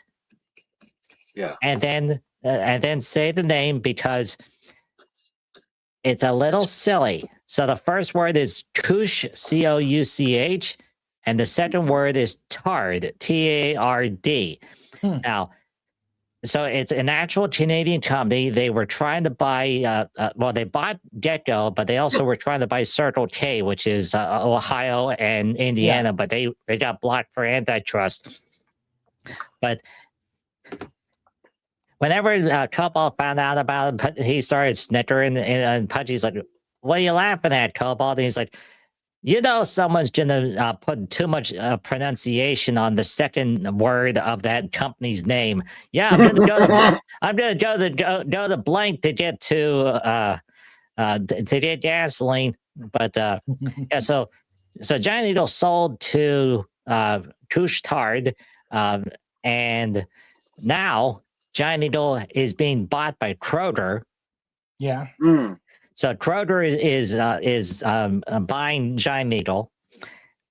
So then you have so the Geckos that were expanding, they're now frozen. They're not building any new ones. They're not updating anyone all those ones, and that company still wants to buy Circle K's, but so they're going to have to divest the Geckos eventually. So it's entirely possible that they could sell to Wawa, and then all of a sudden Wawa appears in Pittsburgh overnight. Yeah, because we've had Wawas down in the Bethlehem area in southern Pennsylvania, 7-Eleven everywhere. The Sheets we've had for decades up here. In fact, they're tearing down the one and building another 2 sites down from the one that exists, and they're building one in West Pittston for some reason. Because the traffic wasn't bad enough there. And what was the other one? The other one is there's Cohen Marts. Those are with the mobile stations and those sort of places. And Cohen Mart is owned by some Dutch company. Yeah. Well, early 2000s, Wawa had a store near the university in a strip mall, and they closed that down and sold it to somebody else for a regular convenience store because it didn't have gas pumps. Wawa wanted all their stores to have gas pumps in Pennsylvania. And the sign for the Wawa made its way up to one of the frat houses, which is kind of weird on a Monday morning. You walk in to fix a panic bar and there's, the Wawa sign in the living room. How does that happen? I don't know. And then there is. That would be funny if there was a rival chain to Wawa, but they were known as Woo Woo. You'd have every Native American showing up at that chain going, "Hey." Yeah, well, that'll go over real good in Scranton, right next to Steamtown. Yeah, whoa. And then there's Five Guys. Okay, Five Guys is really yummy. The problem is that you have to take a HELOC out on your tree to be able to go to a Five Guys. Really? Why? It's crazy expensive. Really? Not really. The one that was nearby the Pudgy, they were charging like $18 for a burger. Wow. Wow. That's not good. And that wasn't like a double or anything. It was just like a single patty, and and then Cobalt said to Pudgy, the only reason why we're coming here is for the French fries, because the French fries were really good. Oh, they are. They put them in a little cup, but they overflow in the bag, and the best part is, you rip the bag open, you spread the bag out on the table, you dump the fries out, and then you put all the ketchup all over it, and sometimes mustard, and sometimes mayonnaise. It depends on what you're feeling like that day. Sandra, another fun thing, Mr. Raymond. Five Guys in Pennsylvania do not have ice cream. No.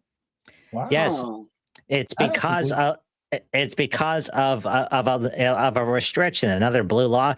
So if you go across the border into West Virginia, Ohio, New Jersey, or New York, they have ice cream. But if you go into a Pennsylvania one, they're not allowed to have ice cream. It's a state law. It's a natural law. Huh. Wow. Huh. Wow. So they got around it by putting in these pop machines, which has like 60 different flavors of all sorts of pops. Yeah. Cool.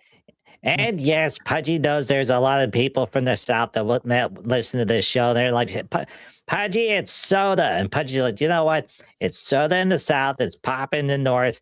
It's soda pop, in other places. And in Georgia, it's Coke. Everything's Coke. Yeah. Pepsi Coke, A&W Coke. Yeah. Yeah. Dr. Pepper Coke. Yeah. Yeah. Even Doomcock. Last time he went to Georgia, and they're like, "Hey, it's Doomcock Coke," and he's like, "No, just Doomcock. I'm not a beverage." And like, "Okay, Doomcock Coke." Yeah, future leader of the ice cream bar. I like that. That's what we need, is a Doomcock decanter. You just pull off the helmet and pour your drink in. I like it. Hey, Pudgy has talked to Cobalt about doing merchandise, and it's one of those things that merchandise, where the real money of the movie is made. Yeah. If Pudgy does merchandise, Pudgy's not gonna have a T-shirt or a keychain or a bumper stick. Everyone else has those things. Pudgy wants something unique, and the thing that Pudgy wants is a tankard, and specifically a ceramic one, and like the German style, which has the metal lid on top, those ones. So if somebody were able to make it, Andy, if you're listening, Andy. So if someone were able to do this and make an actual Doomcock tankard, that would be awesome. Yeah. Yeah. One tankard, just Doomcock. The next one, Andy. Next one, just Harvey. Next one, and as for the skull of Calderon, not a tankard. Yeah. And the skull of Calderon would hate it. Yeah. But it would still be funny. It would be an ashtray. Yeah. Andy, a King Dolphin tankard. Oh, yeah, that would definitely work. Oh, we got to have a Harvey decanter too. Not Harvey, King Dolphin. Well, where it comes out the snart. With Harvey, you pull off the fez and pour it out, but you fill it with Harvey's wall bangers. I'm pressing the ejection button. I'll go back into the pit. Yes. I'm comfortable down there. Oh. Now another thing that would be really nifty would be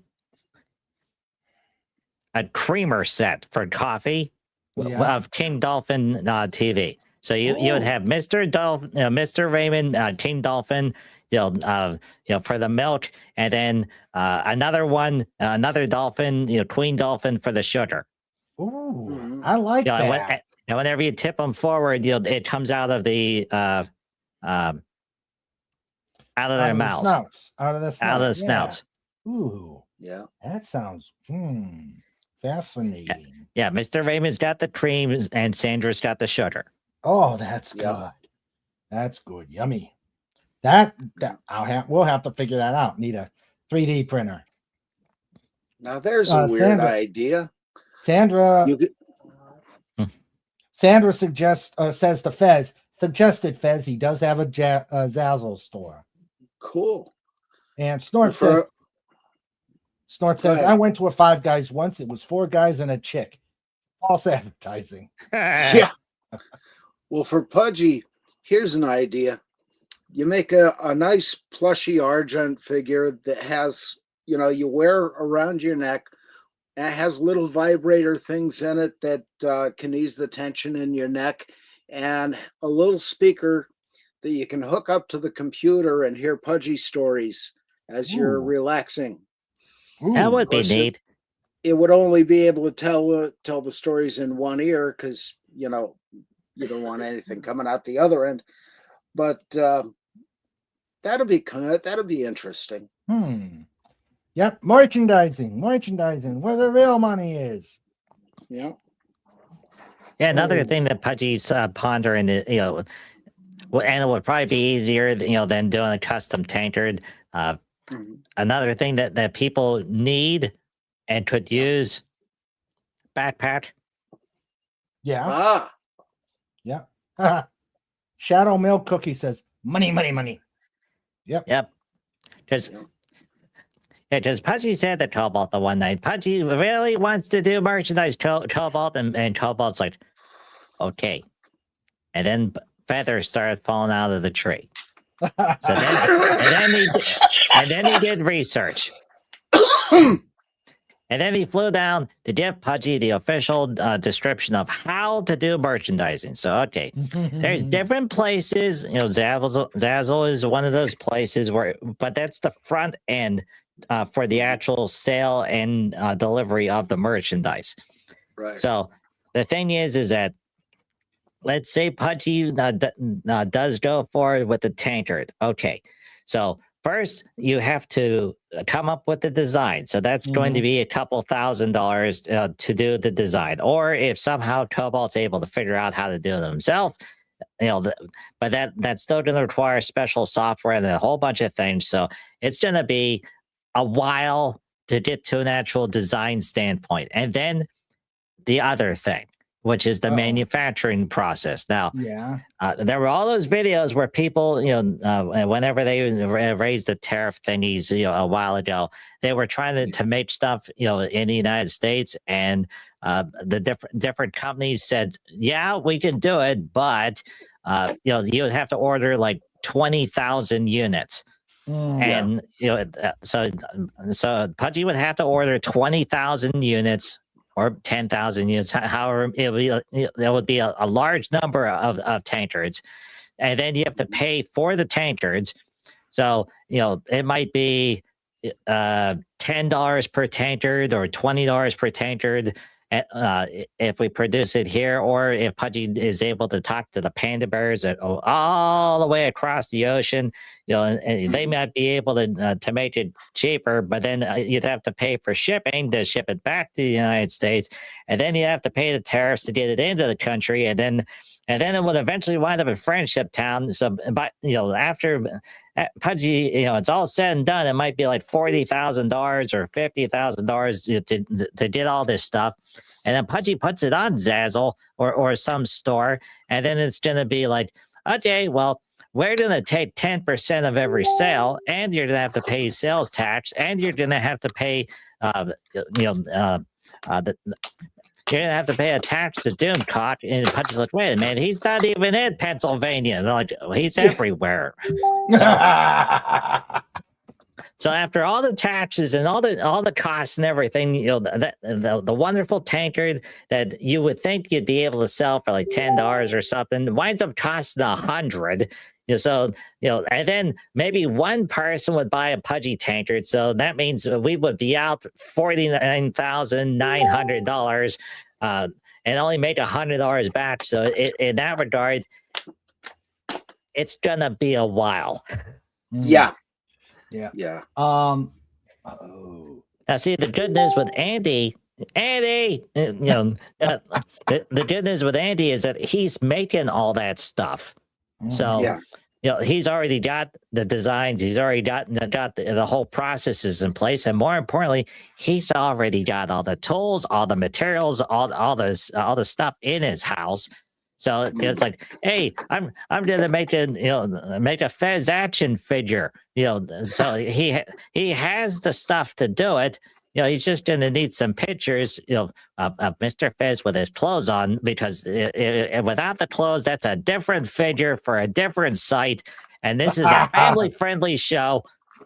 Yep. Well, And wait.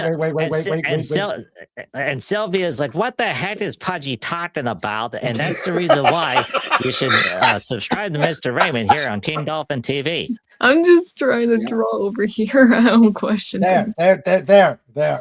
Yep. Yeah. There's public service. Oh, but you see, we've already got a King Dolphin action figure. Dial. Hello, the Dial official. He says, for my dial, I make between 20,000 and 70,000. Whoa, that's a big jump. Sweet. Nice. Merchandising. I'm back every time I go to Hotspot. I get the meatloaf with bacon. It is the best meatloaf I have. Oh. Nice. And Canadian Cat says, Sylvia, make fan art for King Dolphin. Ooh, that would be cool.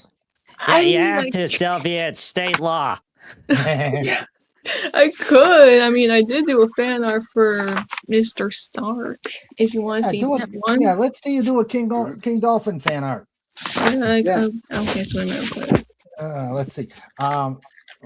Lenny returns. No, okay. Drawing. Okay. Oh, nice. No, that's my fan art for Tony. Hey. Hello, I couldn't find the actual colors for his character because so far I only have dark colors and some like blue colors, but I can't do anything. Yeah. Still a nice rendering. Yeah, it is. Let's see. Yeah, good job. Yay. Hey, we got more memes. Memes. Wonderful memes, Glory. Yeah, and this first one says it all. Jim, I must say, I don't think red is a sensible color for our new uniforms. Oh, come on, Spock. What's the worst you can happen? Yep.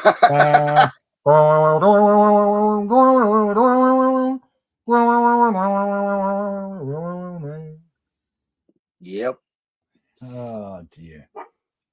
Oh. Dinsdale. Barney still only needs one bullet. Yeah.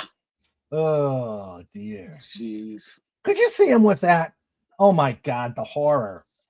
Well, you gotta see the full picture of him with long hair and eye patch, and the title is Escape from Mayberry.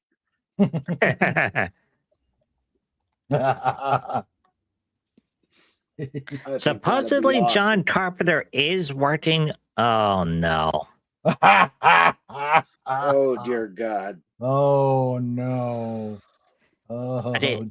That would be awesome if they could have done that, but at the same point in time,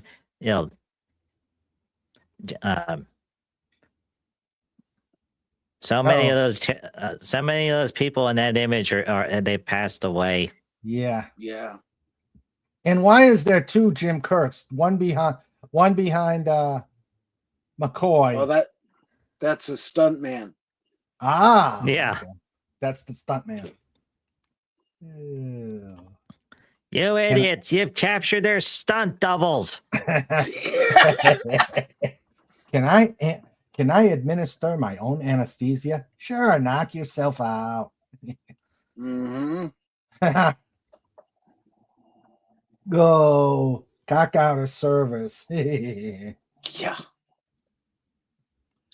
Yeah. Doctor.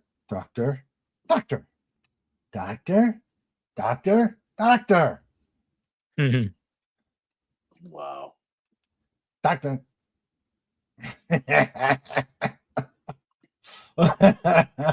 Me, Yeah. big butts. That's a Yeah. good looking sundae. Oh Yes, yeah, it is. Or is that a milkshake? I Doesn't think matter. it's a Sunday with Reese's. It's It cool. doesn't matter. Well, it's got Reese's Pieces. It's got fudge on it, whippy cream. I'm sure there's ice cream in there. Boy, that is like breakfast, lunch, and dinner for a week, Yep. Mhm. And then or in you're my off case, to 5 minutes. and then you're off to the to get intravenous insulin. Yeah. Sunday that bitch, it comes with it comes with a shot of metformin. Yeah. One word: diabetes. Yeah. Yeah. With my luck, they'd end up putting the metformin in my tobacco. Mhm. Wilford Brimley, Yep. who in another life was also a railroader. Ah. All right. Well, wasn't Wilford Brimley in a train movie? I think he is, but I don't remember which one. Oh, what was the title? Hold on.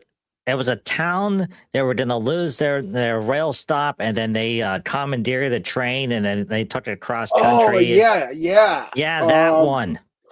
I'm Don checking. Amici was in it. I'm Yes. checking. There were a lot of big names in that movie. Let's see. Yeah, I think it was they were trying to steal a large engine, and they ended up with a smaller 60-ton. But that was easier to Yeah. use. I'm trying to see. I don't see Oh. anything that has.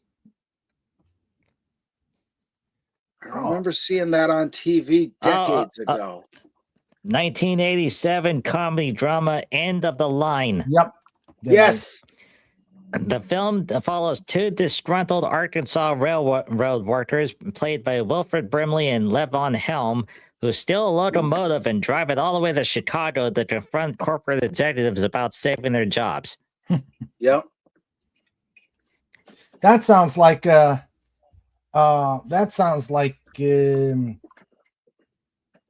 Robert Redford movie Tank.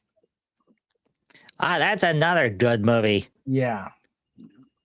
They don't show that movie a lot at all anymore. You know, the End of the Line, Tank. Of course, End of the Line, they stole a train. Tank, Mhm. the guy had a tank, in his private collection somehow, and then drove it to break his son out of jail. So yeah, there's a reason why they took that one off the air, but that was still a really good movie. Yeah. Yeah. Oh dear.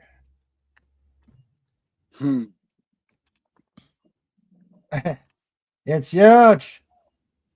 Yes. End of the line. Yep.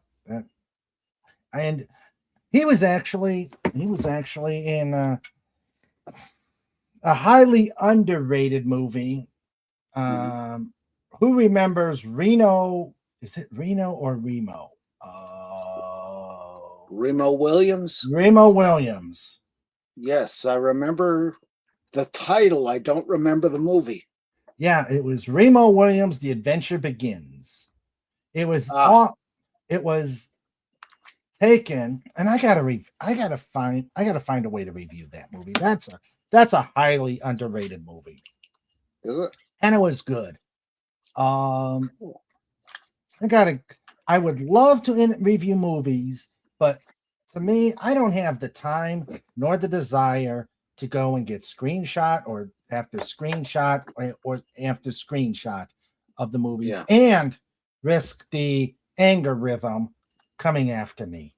Yeah. You know, the anger rhythm does go randomly after people who do that. Yeah. Yeah, so I would love to review certain movies, but I got to figure out how. But yeah, Remo Williams was great. I love that movie. It had Wilford Brimley. It had Kate Mulgrew and and I forgot the name of. Wait, I'm close. Hold on, I can find it. Fred Ward. It had Fred Ward.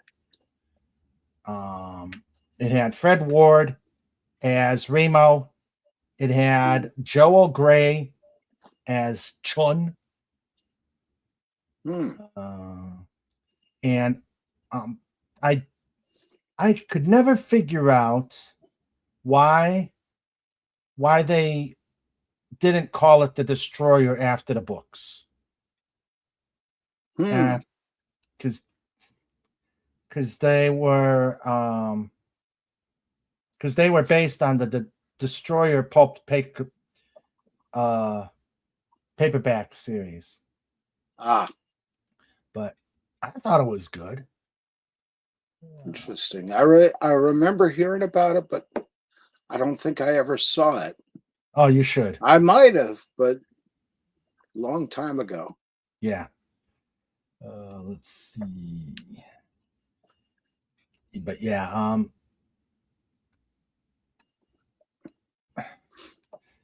Tank star James Garner is an Army officer. He wasn't an officer. He was a sergeant major. Well, non-commissioned officer. Yeah, he was a sergeant major. He was the top of the unit. Yeah, that one I saw.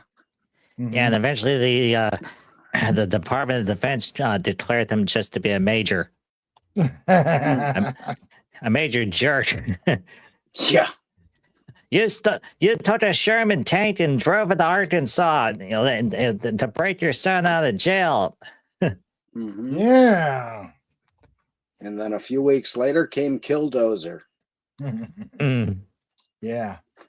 Let's see. What do you call a pony with a cough? What? A little horse. Ah. Yep. What did one hat say to the other? What? You wait here. I'll go on ahead.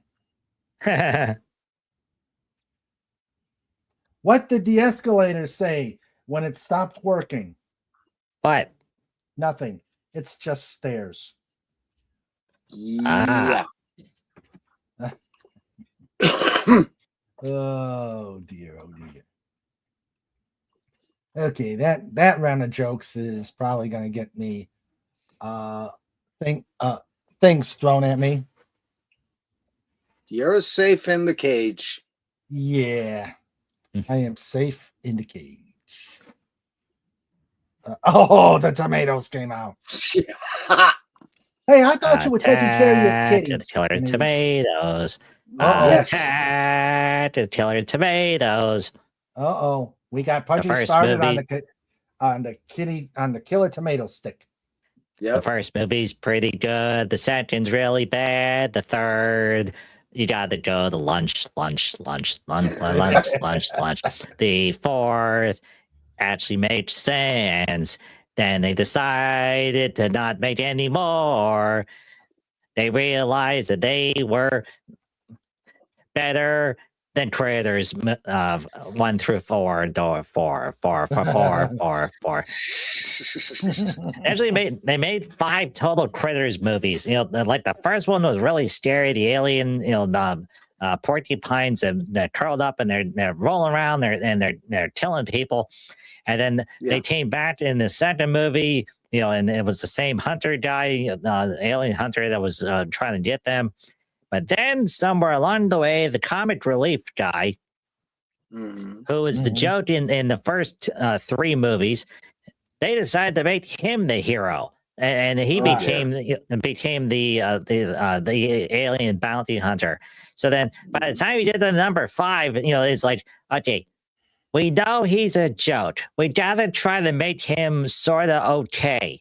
It's like that Jamie guy in the Progressive commercials. By the time they hit movie 5, they're like, no, stop it! Don't make any more Critters movies. It was back in the 80s. So whenever they had something that worked, they made 5 of them. And now the same thing occurs with the Tremors movies. The first Tremors was really good. Kevin Bacon and the other guy, Fred Ward, and then they made a second movie where Kevin Bacon didn't want to appear and Reba McEntire didn't want to appear, but it was still Michael Gross and as Bert and Fred Ward. And Fred Ward, well, he really liked eating donuts, so he was a lot heavier than the first movie, but that sort of made sense. So first one, really, really good. Second one, okay, it's a sequel. And they made a third one. It's like, oh, please stop.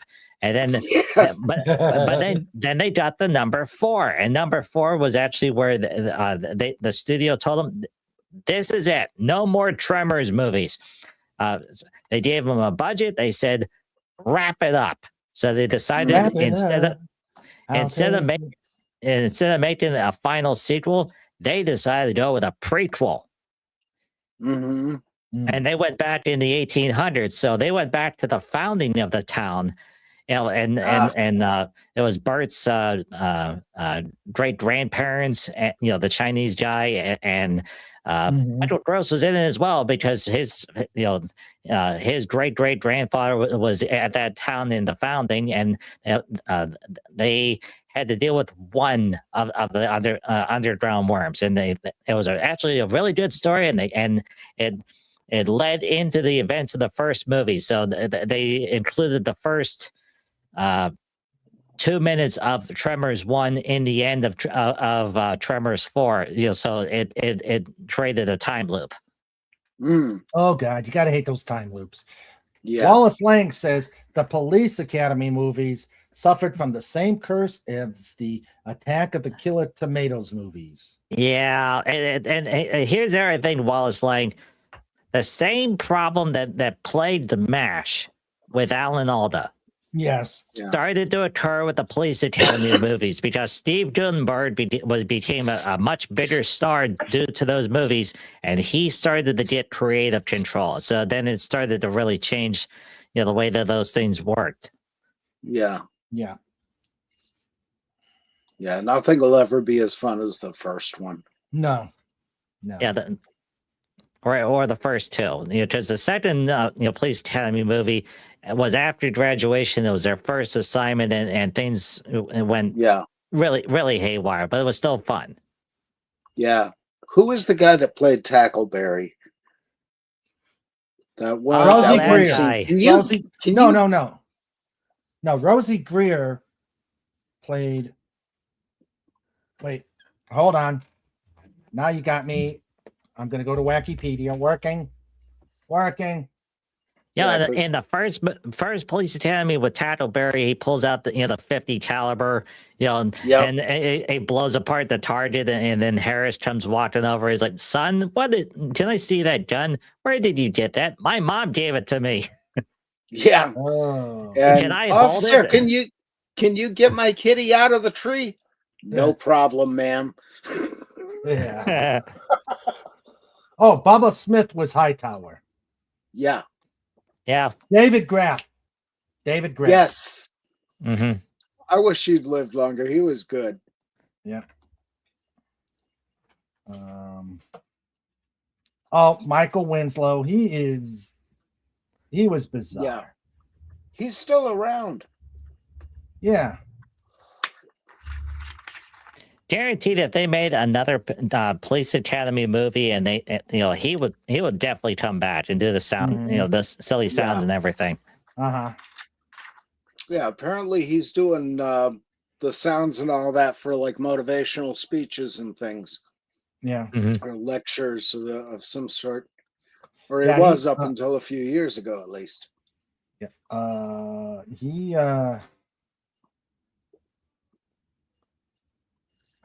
Let's see.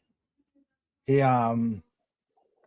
was the radar technician in Spaceballs. I wonder if he's gonna do a Pudgy hopes he comes back for that. I've lost the weeps, I've lost the sweeps, and I lost the creeps. The what, the what, and the what? Yeah. What's up, man? There, Colonel Sanders, check in.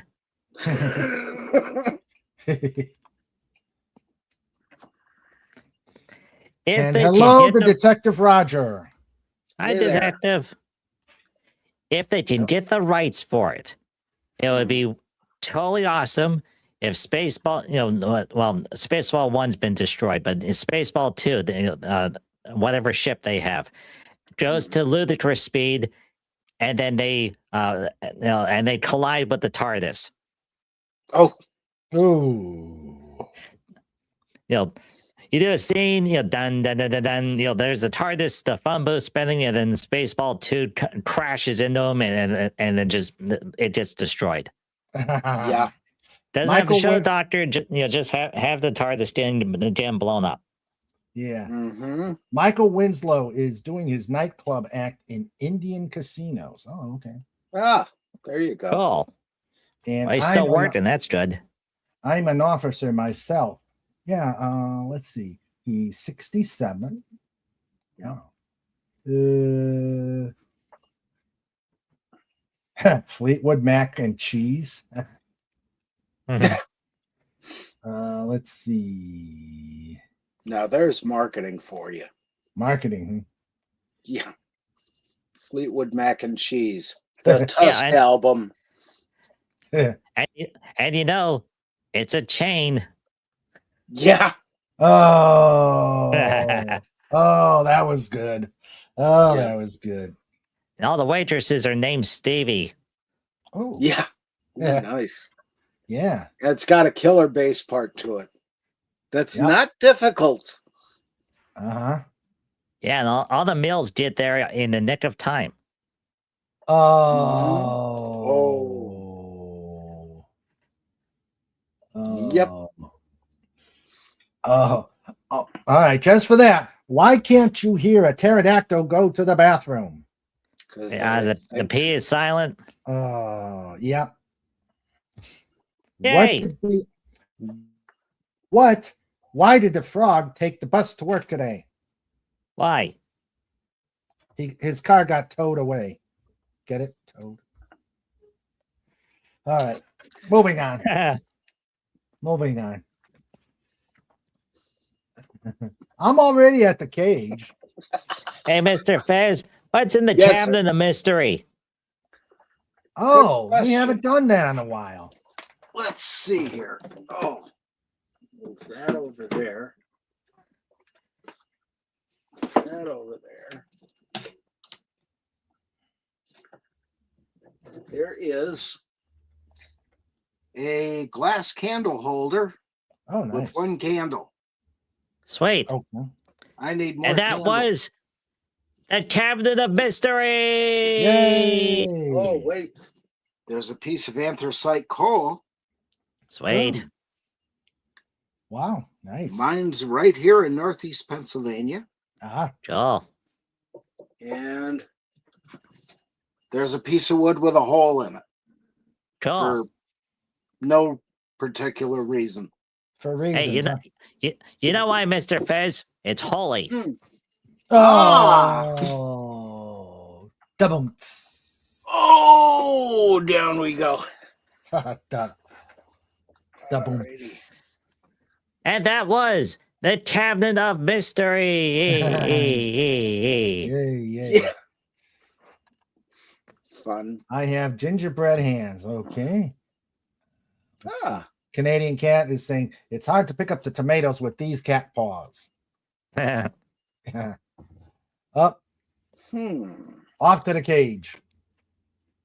well, you got to use the claws to grip the tomato, but when you throw it, it would kind of rip it in fifths, Mhm. and it wouldn't splat right. Mm.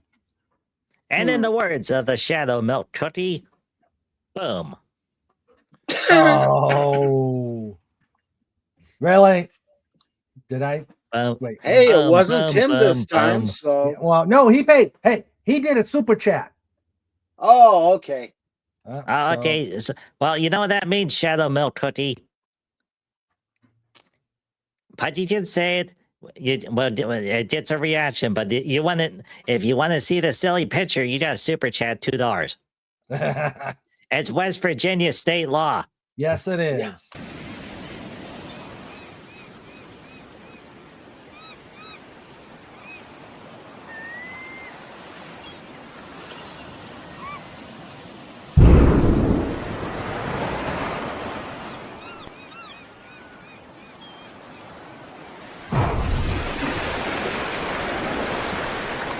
On5.com.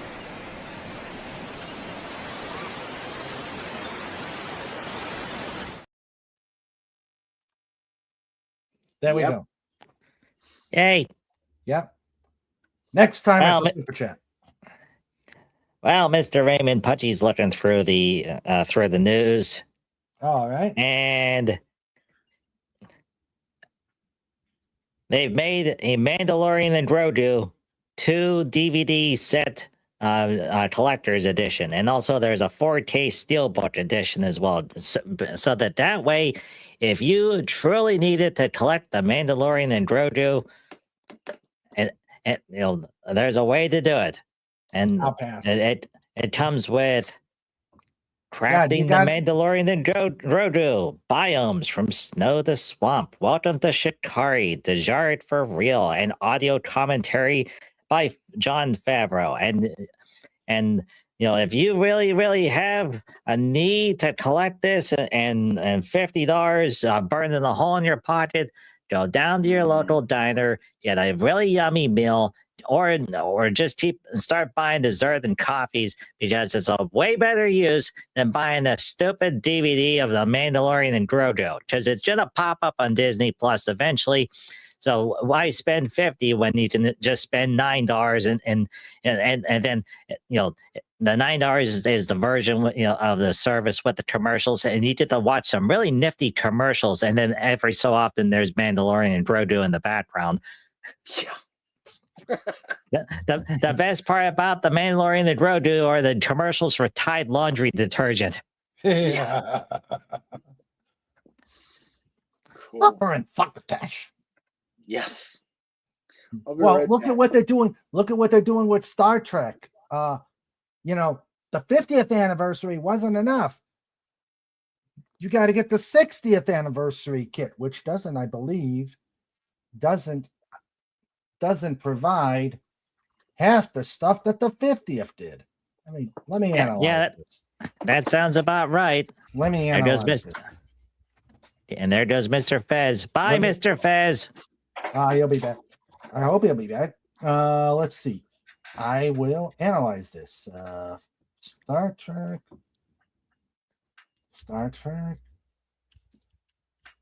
60th anniversary Blu-ray. Let's see what it comes up with. Yeah, whenever Pudgy goes through YouTube, looking for stuff to watch, there's a section where it'll get down to where they recommend apps and the different services. And the nice part with YouTube now is that like Crunchyroll and Paramount Plus and all those different services that used to be a separate standalone thing that you would have to set up, you can just buy it through YouTube now. Using your good old method of payment. And so Pudgy was looking at it, and it had Star Trek Original Series Episode 1, The Cage, in 4K Ultra High Definition. And Pudgy's like, oh, okay, that sounds nifty. And then Pudgy saw how much Paramount Plus costs, and Pudgy's like, nah, Pudgy's gonna go buy donuts. But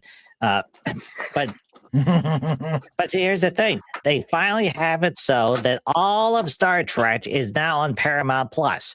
Yeah. So that way you can turn on the good Star Trek.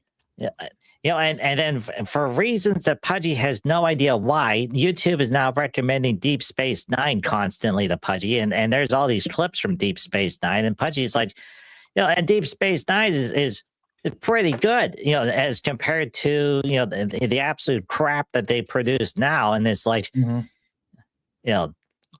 just stop making Trek. Don't make any more movies. Don't make any more television series. Yeah, they're talking about bringing Scott Bakula back, for an Archer series, but no, just stop it. Just they've made all the Star Trek. It needs to go away, and then let Pudgy watch the good stuff. Yeah. Okay. This is what you get for the 60th anniversary. You get A picture. a picture. You get limited edition lobby cards. Woohoo. You get a 4-inch tiny vinyl with original theme for all 3 seasons. Woohoo. You get lobby cards, combined back review. Wow. And then you get all 79 episodes of the original series previously in remastered with enhanced visuals and original audio. That's what you get for 60. Ah. Now, for 50, what I got here, and I will show you. Let me go get it. I think it's the last time. I'll be right back. My headset doesn't reach that far. Okay. Okay. Got there. Now, now that we have access to AI and all the different other tools, that are available, it would be really funny. Good, and the heckler's not here.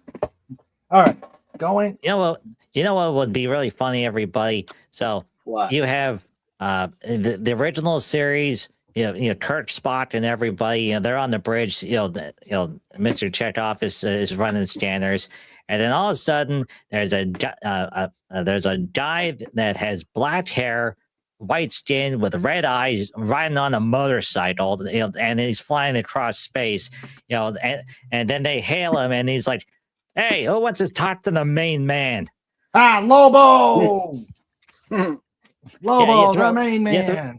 You throw Lobo, into an original series episode, just for like 5 minutes, and like Kirk and Spock are like, what the heck is going on?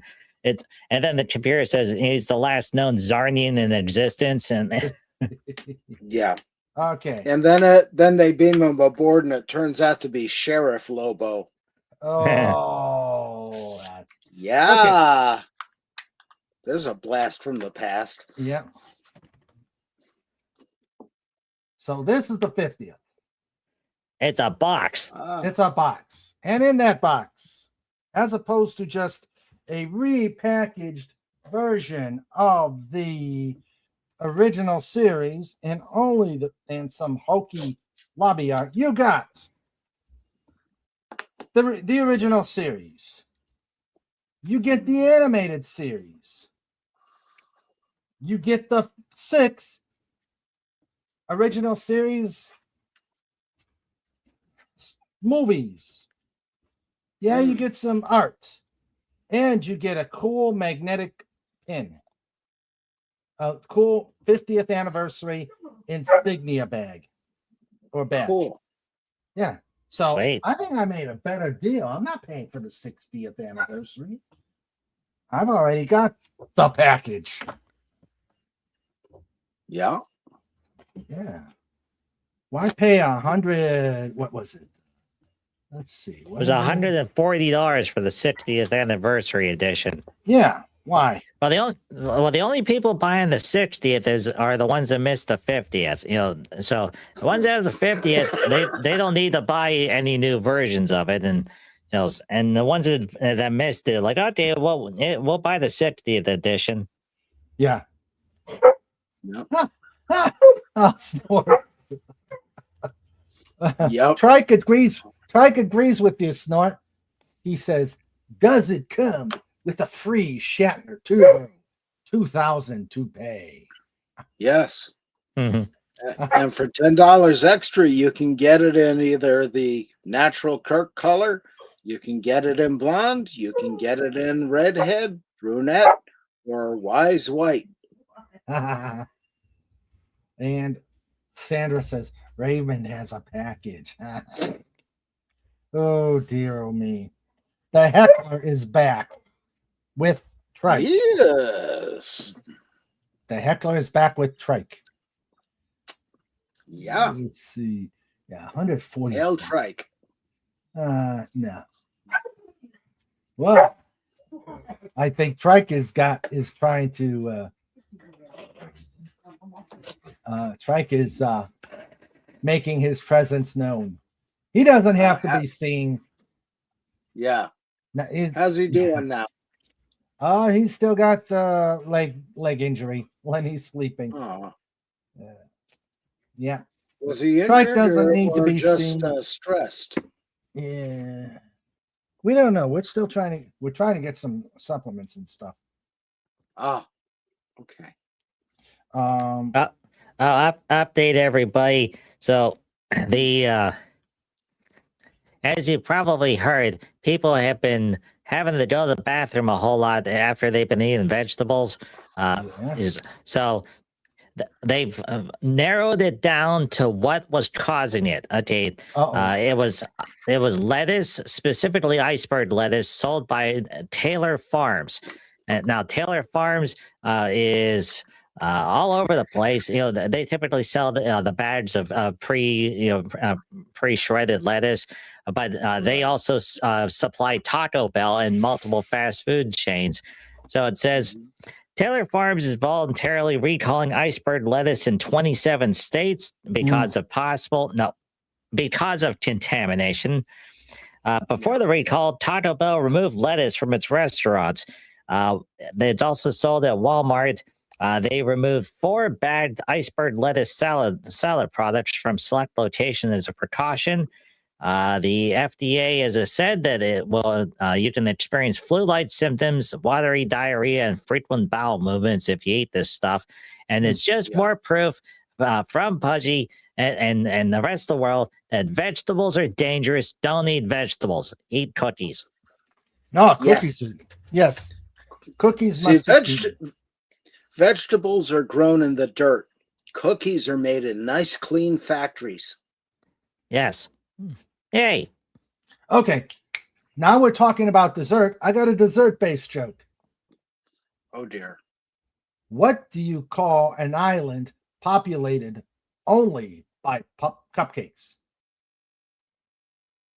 Populated only by cupcakes. What do you call an island populated only by cupcakes? What? Heaven. Deserted. Yay.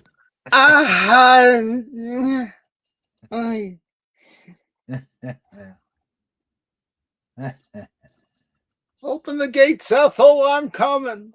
I'm feeling a big one. I'm coming to join you, Elizabeth. That's it, Elizabeth. Oh, it was in the news. One of the guys from Sanford and Son passed away this week. He was like 91 years old.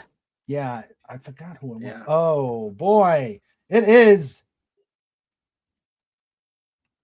Okay, you take care, Sylvia. Heading out to Petstream, huh? All right, bye, Sylvia. You call yourself a human being and a leader of marine mammals telling those jokes. Hi, Max. Got that right. Hey, Max, how you doing? I'm all right. He's an Irish dolphin today. Yeah, an Irish dolphin. Wild. Yeah. What, you gotta leave, comic? Yeah, Hi, bye, comic. Bye, comic. See you later, Bo. Hello, comic. Goodbye, comic. Sandra says, I like Pudgy's suggestion, but this problem comes from people going potty in the field and later picking the veggies without washing their hands after potting. Yeah. Several things come from not washing. Yeah, and that was confirmed by a guy at Johns Hopkins. He's got videos up about it. The name of the farms is Let Us Shit on Your Salad. No, I was saying bye to Sylvia. Okay, good night. Welcome back, Comic Relief Crusader. Yay! Mr. Raymond, it was Hal Williams. He played Officer Smitty Smith in Sanford and Son. He died this week. He was 91. Natural causes. Wow. Good long life. That means nobody's left from Sanford and Son. R.I.P. Sam Neill. Oh yes, R.I.P. Is, Sam is Neill. Damon Williams Yeah. still in? Not Williams. No, he's gone. You want to Huh. you know. Yeah. And, Yeah, this week, the rule of three was in effect. There was Lindsey Graham, then Sam O'Neill, and then Hal Williams. Yeah. Wow. Bardin Vasily, first officer of the Red October, will forever be in our hearts in Montana and Yes. Arizona, and he will have as many rabbits and wives as he wants, and Exactly. and have the finest finest recreational vehicle that he can have, and he will travel from state to state and never ever have to show papers. Yep. Yeah. Loved him in that. Yes, he was good in that. Okay. No papers, state to state. I just had homemade potato soup. And Yay. oh no, FKHC. No. Well, he did pay for it. He did produce a super chat, so R.I.P. Freddie Boom Boom Cannon. Oh no.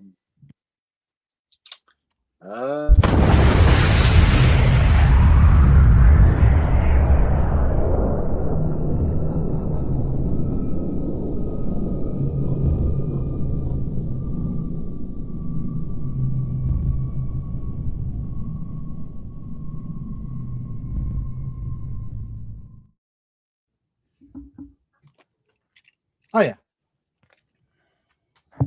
All right. Hey. So we have hopefully got rid of all that smoke. Thanks, comic. Yeah. Mhm. Like, right now, I know in Chicago, there's because Chicago's the first major American city that gets stuff from the jet stream that comes all the way down from Canada, and then it takes a turn and goes east.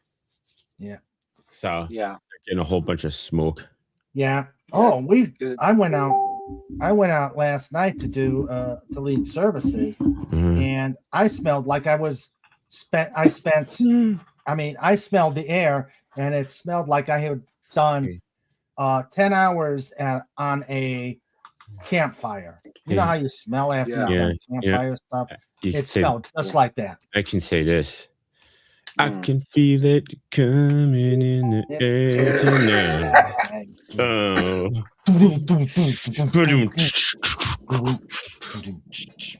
This one time when I was in my 20s, I used to smoke a lot of weed, and I had a roommate. My first two roommates were close friends. And Censor. Jeez, wow. No, Pudgy, you've grown up. You can hear this. No, well, the reason why I'm not reading Whitney Houston's autobiography, okay? Anyway, so one night, now this is when I was working on the trading floor. So, one night I was, and then my roommate, I noticed him putting something on the stove, and then he went into his bedroom, and I went on into mine. I'm like, okay.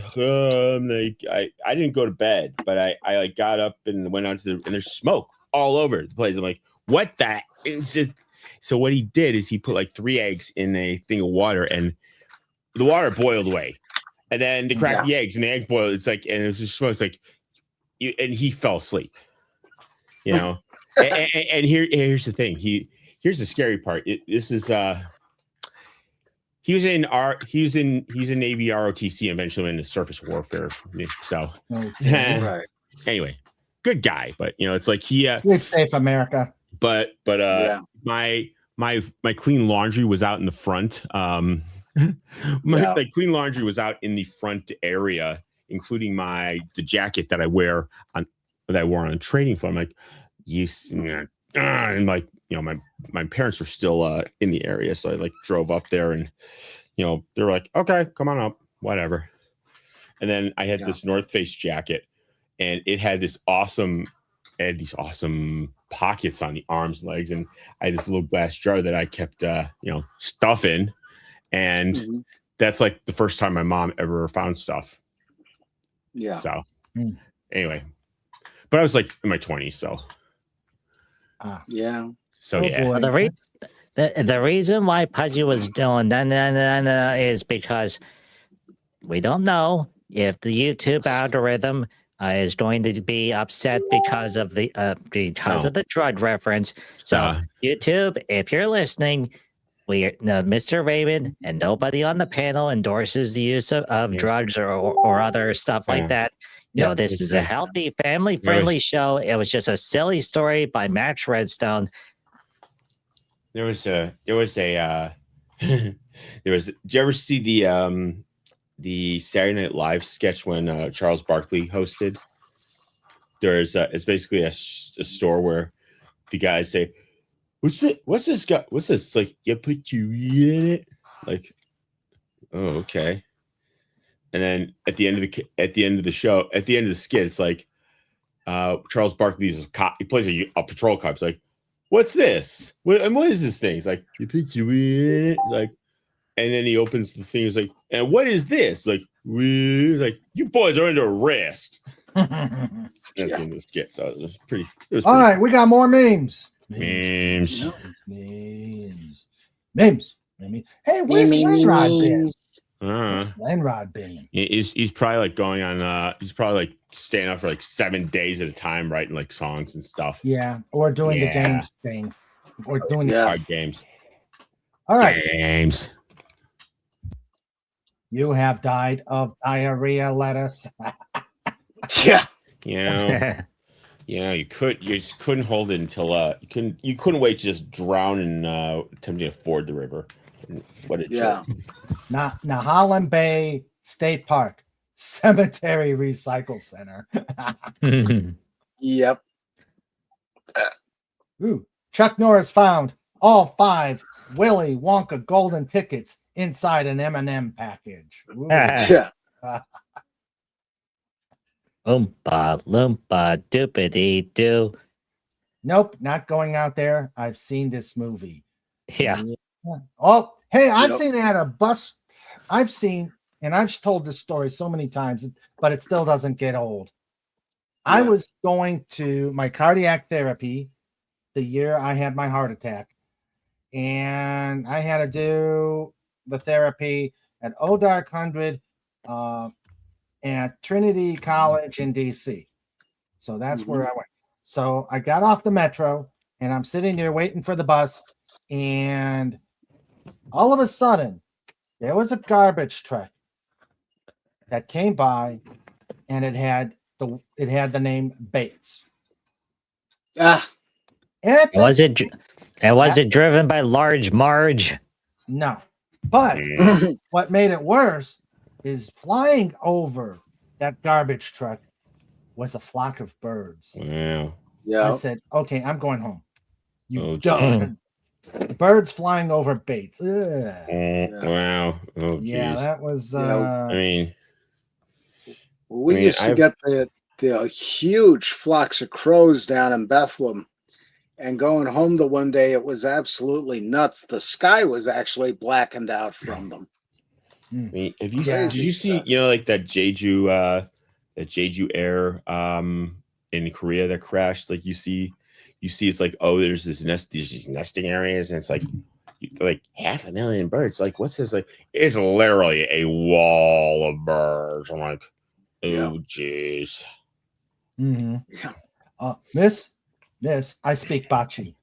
Yeah. It's like, do you also program binary load lifters? It's like, I am a load lifter. Yeah. God, please give me a sign for what to do in my life. Just say no. Don't mind if I do. Yeah. Yeah.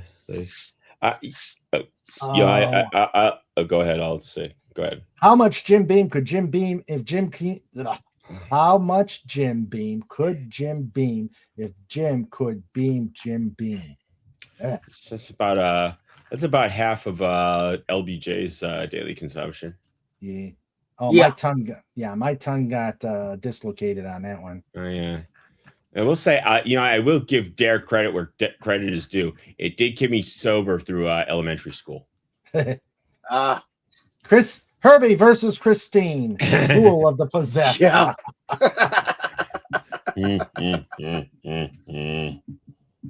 Praise Bacon, United Church of Bacon. Bacon is our God. Obviously, a savage planet. You know what their holiday month is called? Bacon. No. What? Haramadan. Oh.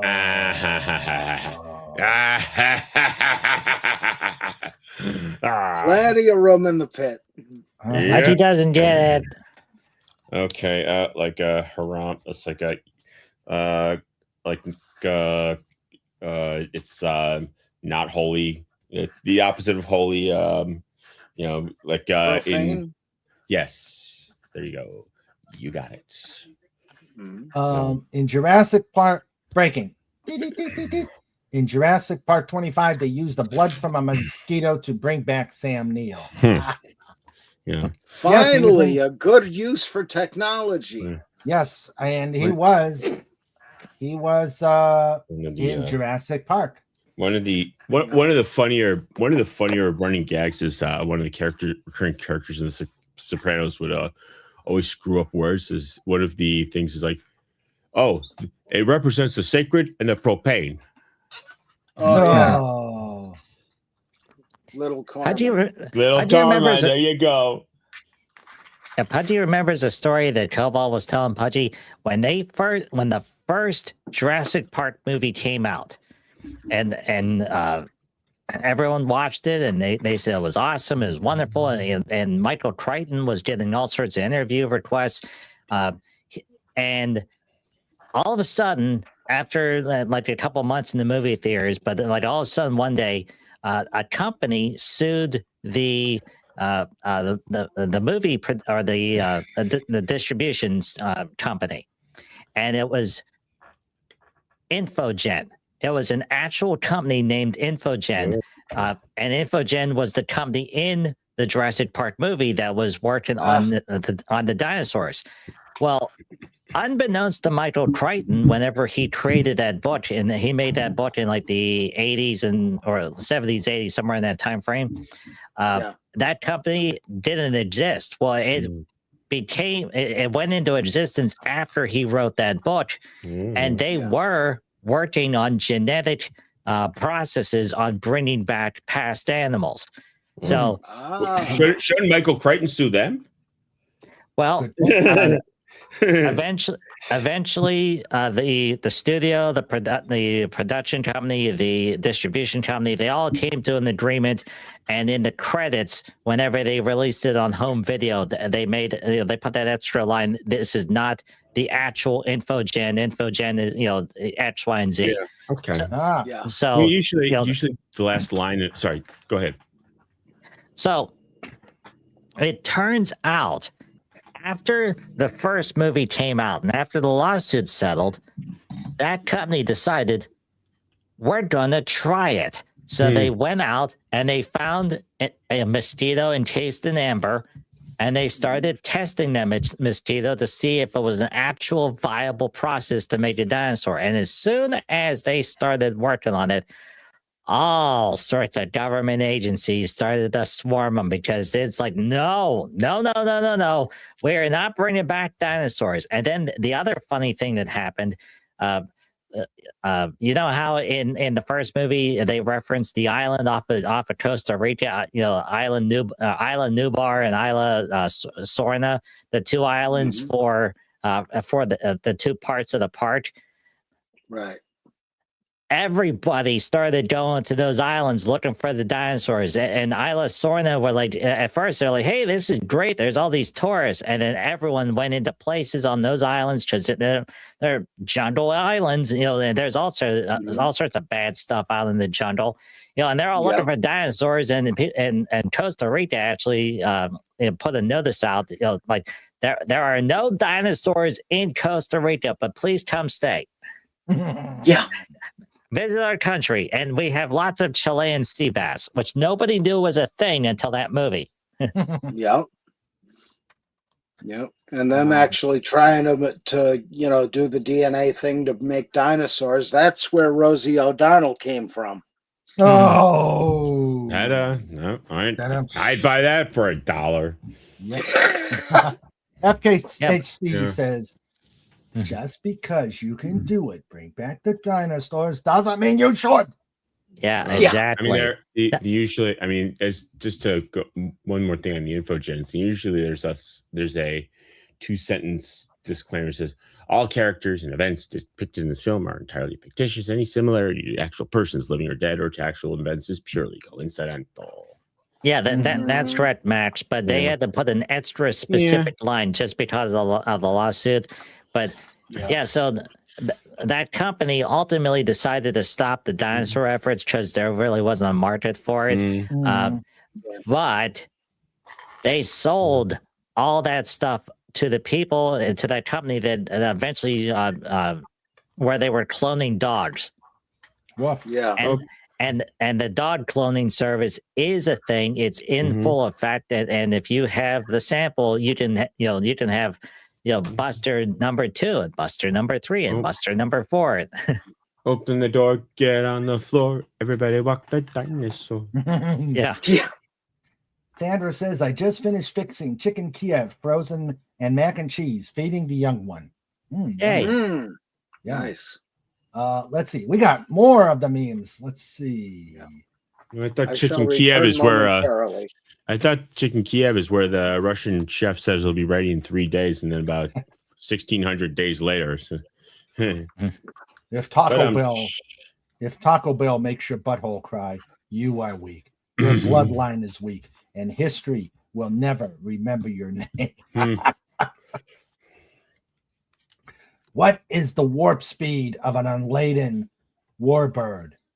Klingon or Romulan warbird? And what does God need with a warbird? Help. Oh, God. Help. You don't know what it's like in my universe. Star Trek is gone. Disney owns everything. That's worse than the Borg. Yeah. Oh my God.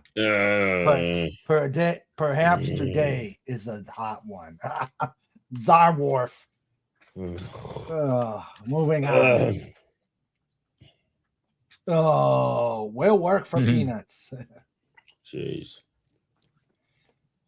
Taco Bell finally has the proper seating. Ugh. It's just, what? It's just disgusting. It's like, I you know what? If this is the event that destroys Taco Bell once and for all, then I say good riddance, good grief, and good riddance. Okay. Hey, unlike Chi-Chi's, which was a regional Mexican chain that they had the same problem. It was lettuce that made people really sick, but somebody died. That's the reason why the Chi-Chi's restaurant shut down.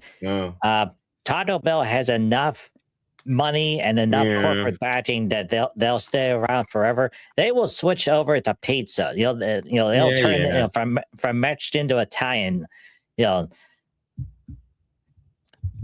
never going away. There's a reason why they made it through the fast food wars and was in the Demolition Man movie. I am going to take you to dinner at Taco Bell.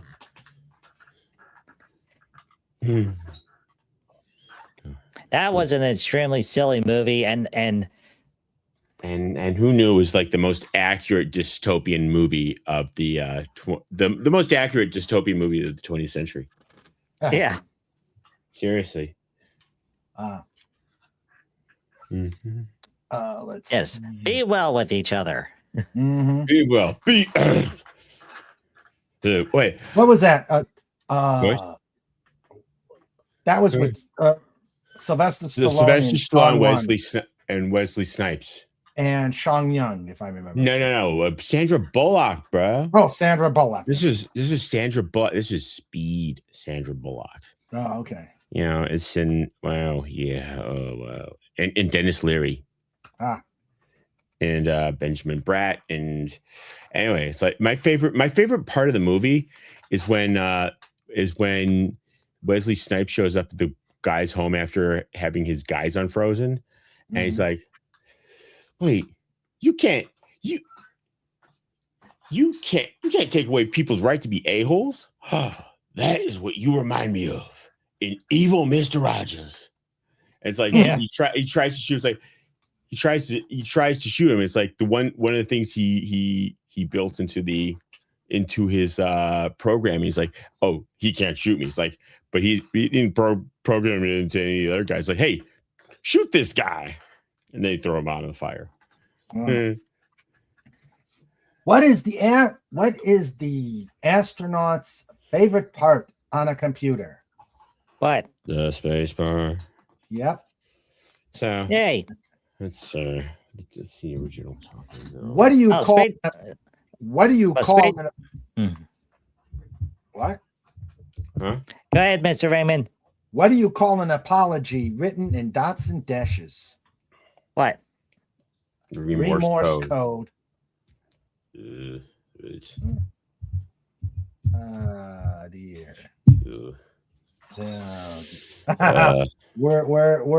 Do not worry, Mr. Raymond.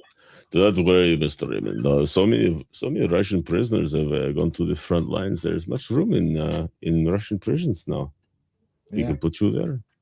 Just saying. Let's see, Pitt. Okay. Did you hear about the two people who stole a calendar? No. They each got 6 months. And John has what? John, we need something. We need a worse punishment than the pit. We've already got the cage. No. Whoa. There's one step worse. What? Get thee to New Jersey. Well, Detroit.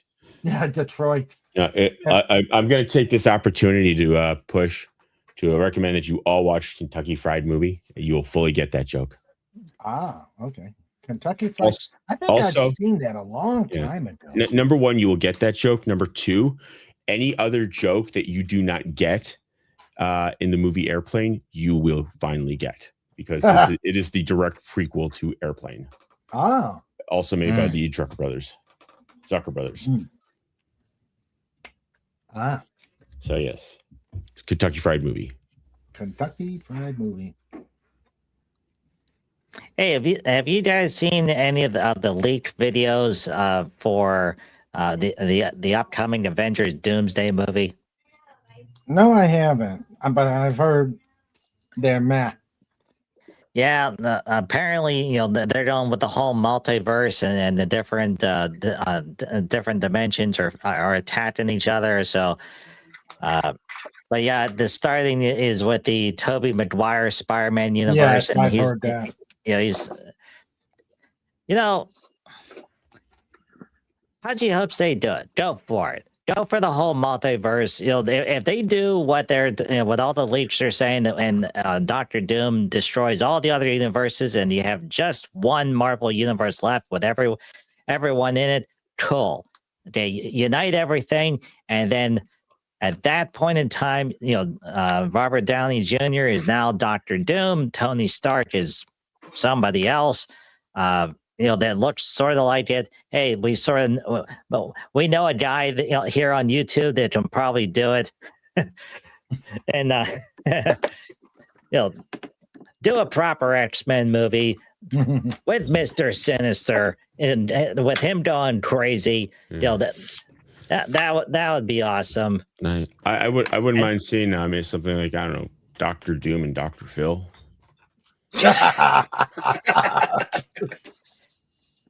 Is there a reason why you do all these dastardly things? I mean, is it because you actually hate yourself and not other people?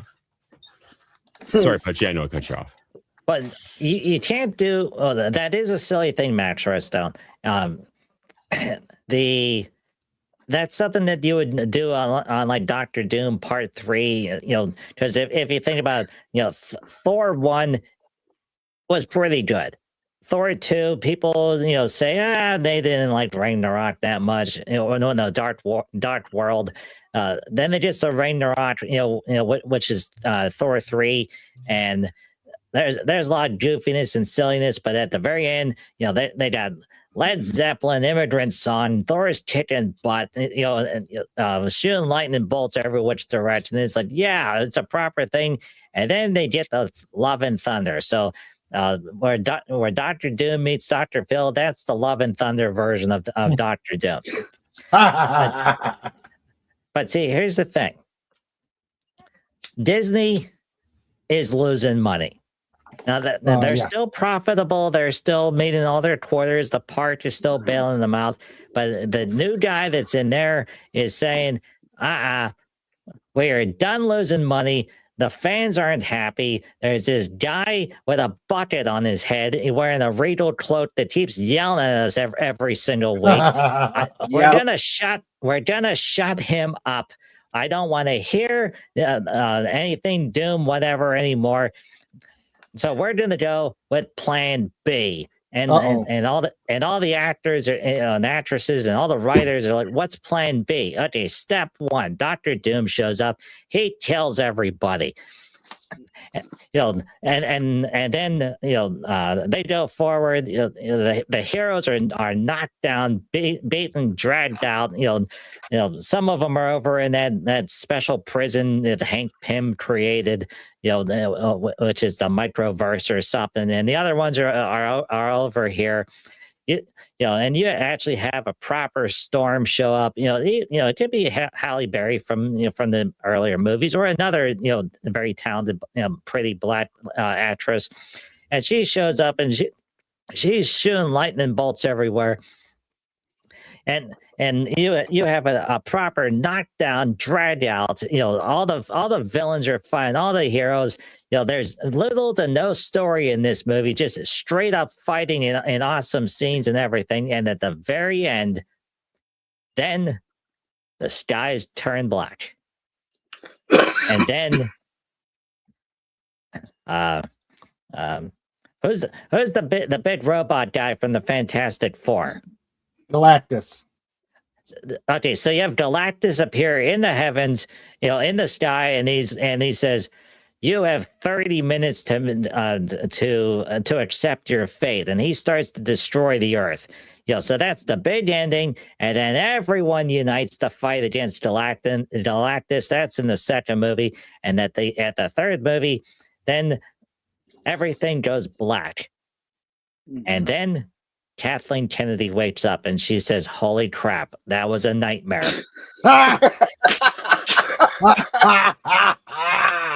And she's in bed with Bob Iger,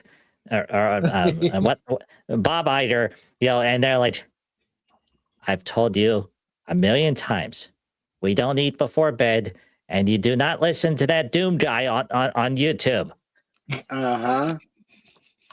I like FK's.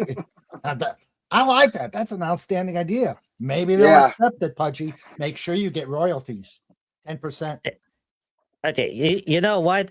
If they do the multiverse, that is 100% possible to have David Hasselhoff, Nick Fury, working. That was awesome. The David Hasselhoff, Nick Fury. That was awesome. Yeah, so you have David Hasselhoff Fury working with Samuel L. Jackson Fury, and then just for giggles, you throw in a third one, and you can make her a lady. You go full on, divert, whatever.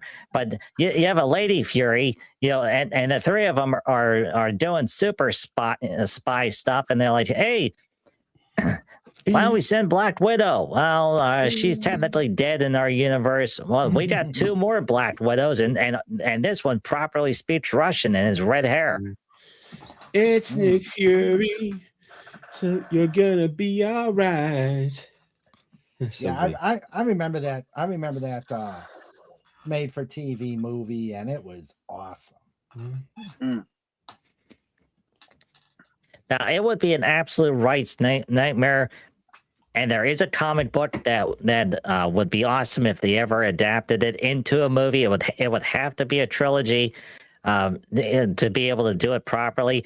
But there was a Marvel versus DC comic book, Yes. and and eventually, there was a character that was in the Marvel side and the character was on the DC side, and he was protecting a box in an alleyway, and it was the portal between the two universes. And he was attacked on the Marvel side, and then they started to appear in the DC side, and then the two universes collapsed in on each other, and they created the amalgam universe where it was Batman and Wolverine fused together. Dr. Fate fused with Professor Xavier. So you have one movie where they're trying to figure out what's going on, and then the universes collapse. Movie 2 is the amalgamation universe where everyone realizes that something is really wrong here, but they don't know how to fix it, and then eventually they separate the universes again. And then they get to the third movie where they have to try to prevent the two universes from destroying each other. And then at the very end, everything's fine. Yeah. The amalgam universe sounds like a construct from Futurama. Oh, wait. Comic Relief Crusader is CRC is correct. Dr. Fate and Dr. Strange created Dr. Strange Fate. Yep. But Professor Xavier was also merged in because halfway through that comic book, he took the helmet off, and it was Professor Xavier. Mm. So the three of them merged into to create Doctor Strange Fate. There's the video. There's the poster for the the David Hasselhoff. Yeah. Nick Fury. Yeah. At the end of the day, there was only one man who could ever Hasselhoff. And that's Chuck Norris. No, actually, that was O.J. Simpson. He was the night of the O.J. Simpson chase was supposed to be the very first David Hasselhoff concert on the Berlin Wall. Yep. Sydney Sweeney as Nikki Fury. Nice. And Jeffrey Combs is Dr. Mordred. Ooh, I could see Where do they get all these doctors? University of Phoenix. Now, you know what? Enough time has passed that they could do it. Okay, so there was the Shadow movie. There was the Phantom movie. So that was King Fleischer Entertainment. So it was Shadow, Phantom. That was also Flash Gordon, and it was also Mandrake the Magician. Now, they never made a Mandrake movie, and they did make a Flash Gordon movie, which is awesome. So if they wanted to do a competing cinematic universe, and someone could get the rights for all for Kingfisher, that would be a really interesting thing, especially because the Phantom is a title; it's not specifically a character. So the ghost who walks. It doesn't matter who the actor is. Because in the movie it was David Blaine that did was it David Blaine that did the first? I just can't remember, but that the guy that was the Phantom in that movie, he doesn't have to star in it again. He can cameo in it, no problem. But you have the Phantom, doing things, and then he goes into New York City and runs across the Shadow, and the Shadow's doing things, and eventually they come across Mandrake the Magician, and then Mandrake casts a spell because he doesn't know the other two are heroes, and then they wind up and then they wind up in the Flash Gordon area because it's all the same universe. It's just different parts, that they're from. So that would be awesome, and it would be kind of hard to do. FJHC Billy Zane was the Phantom. It would be hard to do Flash Gordon with the original actor because he is, really old now. But he never left. So if he's still able to move around and do stuff, it would still be really neat, to have an older Flash Gordon, going through the worlds of Mondo. Yeah. Yeah, so that would be because Timothy Dalton is still alive. He could still be the king of Arborea. Mm-hmm. FKHC says, "I want the Flash Gordon cinematic universe." Yeah. Doc Savage. That was yes. a great song, Doc Man of Bronze. Doc Savage. Now, you know what would be another crazy thing to do? What? If they could get the rights, a proper Popeye trilogy. Yeah. Now, That would be. If not the trilogy, definitely another standalone movie, because they did a live action Popeye, and that was good. Robin Williams and George Carlin, and it was really Shelley good. Duvall and Shelley Duvall. Yeah. Yeah, with a cameo by David Letterman. He was in there? Yeah, he had one line, I think. Oh, okay. Yeah, and the best part is they can do the song. I'll gladly pay you Tuesday for a hamburger today. He would gladly pay you Tuesday for a hamburger today. Mm. Yeah. Doc Savage. I remember those pulps.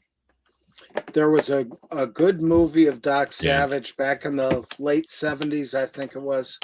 And somewhere around here, I still have the first edition printing of the Doc Savage novel. Mm-hmm. Yeah. Sam Jones is still 71, but he's buff enough. Mm-hmm. Yeah, he would still be able to do Flash Gordon. Now, FKHC says Alan Quartermain universe. League of Extraordinary Gentlemen is still an option because at the very end of that movie, the witch doctor shaman was casting a spell to bring back Quartermain. Yeah. What about? Oh God! Oh boy! We need a movie of Spring-Heeled Jack. Oh man! Look it up. Doc Savage. What other? Yeah, Pudgy's trying to. Now, they could try again for the whole John Carter of Mars. The biggest problem with that one was when Disney didn't understand what they had, and they spent a fortune trying to make it into a thing that it wasn't. Mm-hmm. So, if someone were to properly adapt it, it would probably work better. Especially if more importantly, you have someone by the name with a title of accountant on set keeping control of cost, because that's a big thing with John Carter. Well, they dropped the Mars part, then they just said John Carter, and people are like, "Who's John Carter?" They had no idea who it was. Now, the estate of the author that owns the John Carter series, they are stringent. They will not let that book ever be adapted again because Disney totally messed it up. Yeah. And there's a thing that's going on right now where A Children of Blood and Bone is being adapted. And it was something that was okay, there it is. Hey, that kind of looks like Batman in a way. Yeah, he kind of does. Yeah. Oh, what I think they need to do is they need to bring back they need to make a proper, not a Seth Rogen garbage. They need to go back to the old comic series, the old 1960s TV series, and do a proper reboot of Green Hornet. Yeah, that would definitely work, Mr. Raymond. Okay, here's the big problem that all movies have, not just superhero movies. Everyone, okay, even the cheesiest, crappiest of movies in the 80s. Yeah. All the actors and actresses played it seriously. They went in there. It was a job. Yes, they're being attacked by killer tomatoes, but everyone was, everyone. It had a strong beginning, middle, and end. All the characters, they weren't doing meta humor or references or things out that would detract from the movie. It was believable that you're in New York City, which just happens to be in the state of California, as they're attacking, as they're being attacked by tomatoes, and then all the army guys do a dance number, and singing and everything. So if you're gonna do a superhero movie, if you're gonna do a fantasy movie of some sort, it's got to be done properly. So you actually have a beginning, a middle, and end. And the other thing is that Zendaya and Tom Holland, and all the actors that have been that are everywhere now. Yeah, you can't cast them in new stuff. You get some new actors, some new actresses. Train them properly. Okay, we're gonna do a Spring Hill Jack movie. With a brand new guy, and they do it properly. They adapt it properly, and then that would work, because then finally it would be like an actual movie with an actual universe and people strong characters and make them all women. It doesn't matter, just make it a strong movie with a proper story structure. yeah. No, you don't do the meta jokes, you don't do the humor until like movie 5, when at that point no one cares anymore. Yeah, True. there you go. Yep. I agree, Pudgy. Yeah, I totally agree. Ooh, Yeah, Captain Midnight. Yeah, like Captain Midnight, and that's another thing. Yeah, there's still books that can be adapted. There's still things that are that haven't been done that they would be able to turn into something serious. Case in point, the Spawn movie. Okay, they did Spawn back in the 90s. There were technical limitations, there was studio interference, but Todd McFarlane is still around. He, and the Spawn comic books, there's a strong, series of information to be able to, or a strong set of stories, core stories, or spin-off stories, all sorts of stuff that could be adapted into a proper actual movie. And the thing that Todd McFarlane's doing is that he's been approached 3 times so far to do Spawn 2, and he has final say on the script. And every single time he's like, no, you guys have screwed it up. No, we're not doing this. And the most recent script that came through only featured Spawn for 5 minutes in the entire movie. It was a movie about the 2 police detectives that was a core story in the Spawn comic books, but they made the entire movie about them. But Spawn was used as a mysterious background characters. There was all these murders happening, and they couldn't explain why. And at the very end, that's when they find Spawn in an alleyway. And the clown, Violator, and Malbolgia, and the thinking for that was, the officers discover Spawn, and then that leads into the actual Spawn movie. So it was gonna be a prequel that leads into the actual sequel, and they're still working on that one. But see, the thing is, the studio, they really want to throw in the Angels, the Angel War, and all that stuff, and it's so convoluted that that McFarlane keeps saying no. I would postulate they're just some people who have weak scripts but want to see Todd McFarlane's baseball collection. We got memes. Memes. If it comes up. Okay, there we go.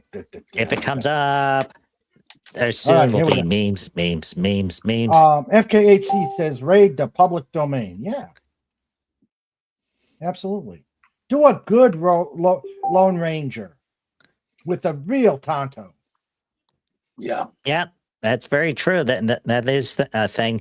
Now, here's another thing, everybody. If you're into video games, Pudgy played the game. It's called Mouse PI for Hire. 100%, hands down, best. A really, really good game. Really strong story. It's awesome. Yeah. And it's and they got real close to the line with Steamboat Willie. Right up to the there is a part in the beginning with Steamboat Willie, which is public domain, but then it goes into an LA crime noir, and it's awesome.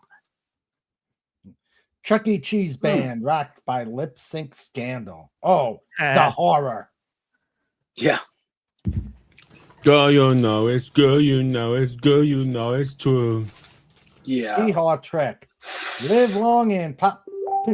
You were gone. You and Pooty was gone. Watch where you're going, dumbass. Well, double dumbass on you. Mm-hmm. That 70s show. Yeah. And it's going slow. I got married to Spock. Spock is my husband. You lied. I played along.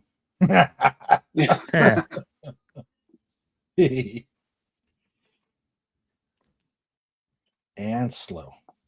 Yeah. Oh, Snort's heading out. Oh, Snorty. Hi, Snort. Okay, before you go, Snort.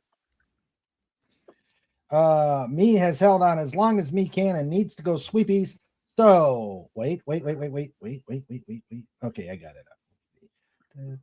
Okay. All right, I got it. He says, take care, every human, dolphin, doggo, Dalek, eagle, ferret, hedgehog, and giant man-eater. TM, a wholly owned subsidiary of the dolphinwars.com. And here we go. The giant anteater.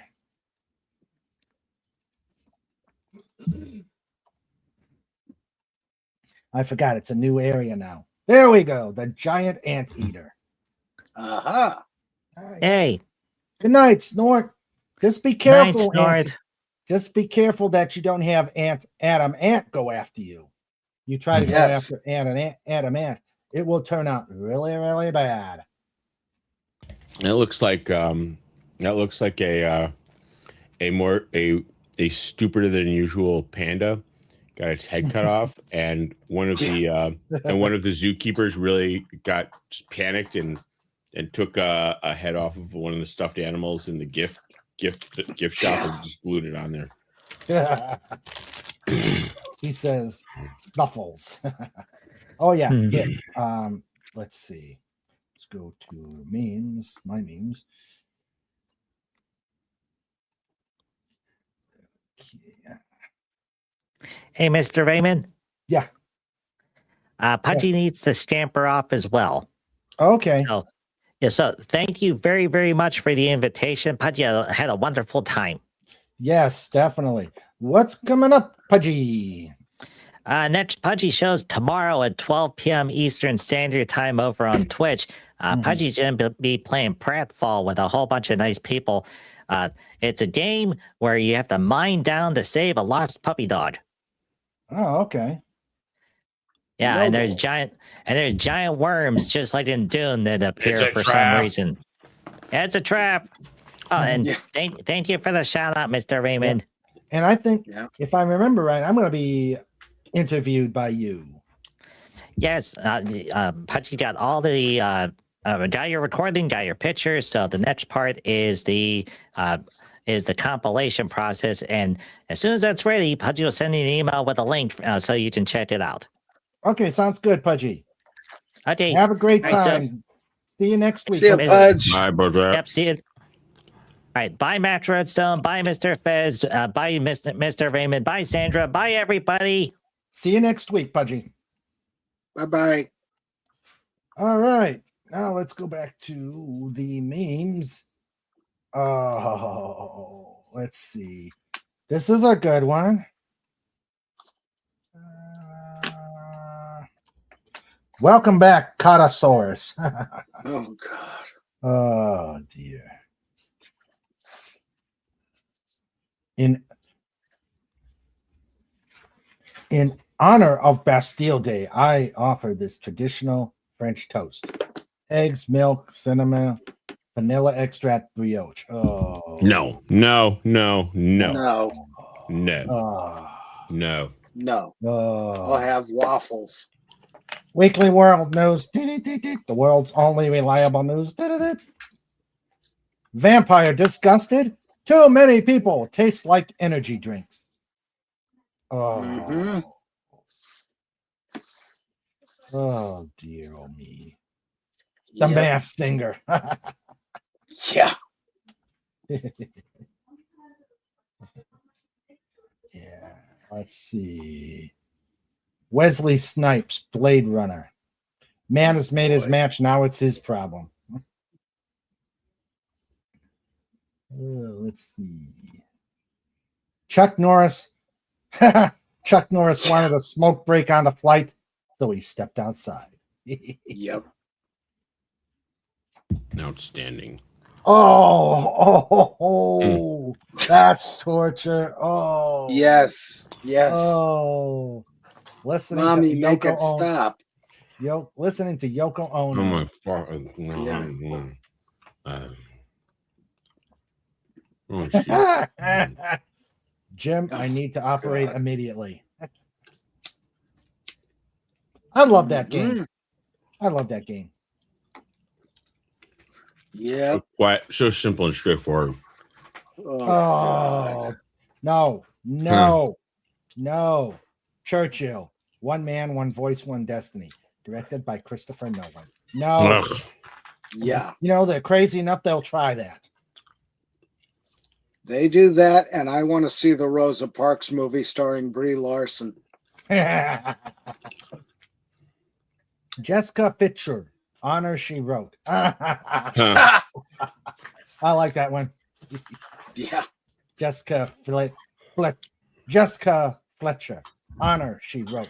You know, Murder She Wrote in the original. You haven't heard anything about Murder She Wrote until it's in the original Klingon. Mm-hmm. Please do not flush. Paper towels, sanitary products, your favorite toys, random socks, your pet goldfish, your hopes and dreams. Thanks. Yep. And I think this is the last meme. And then we will start wrapping up. Harriet Tubman. Yeah.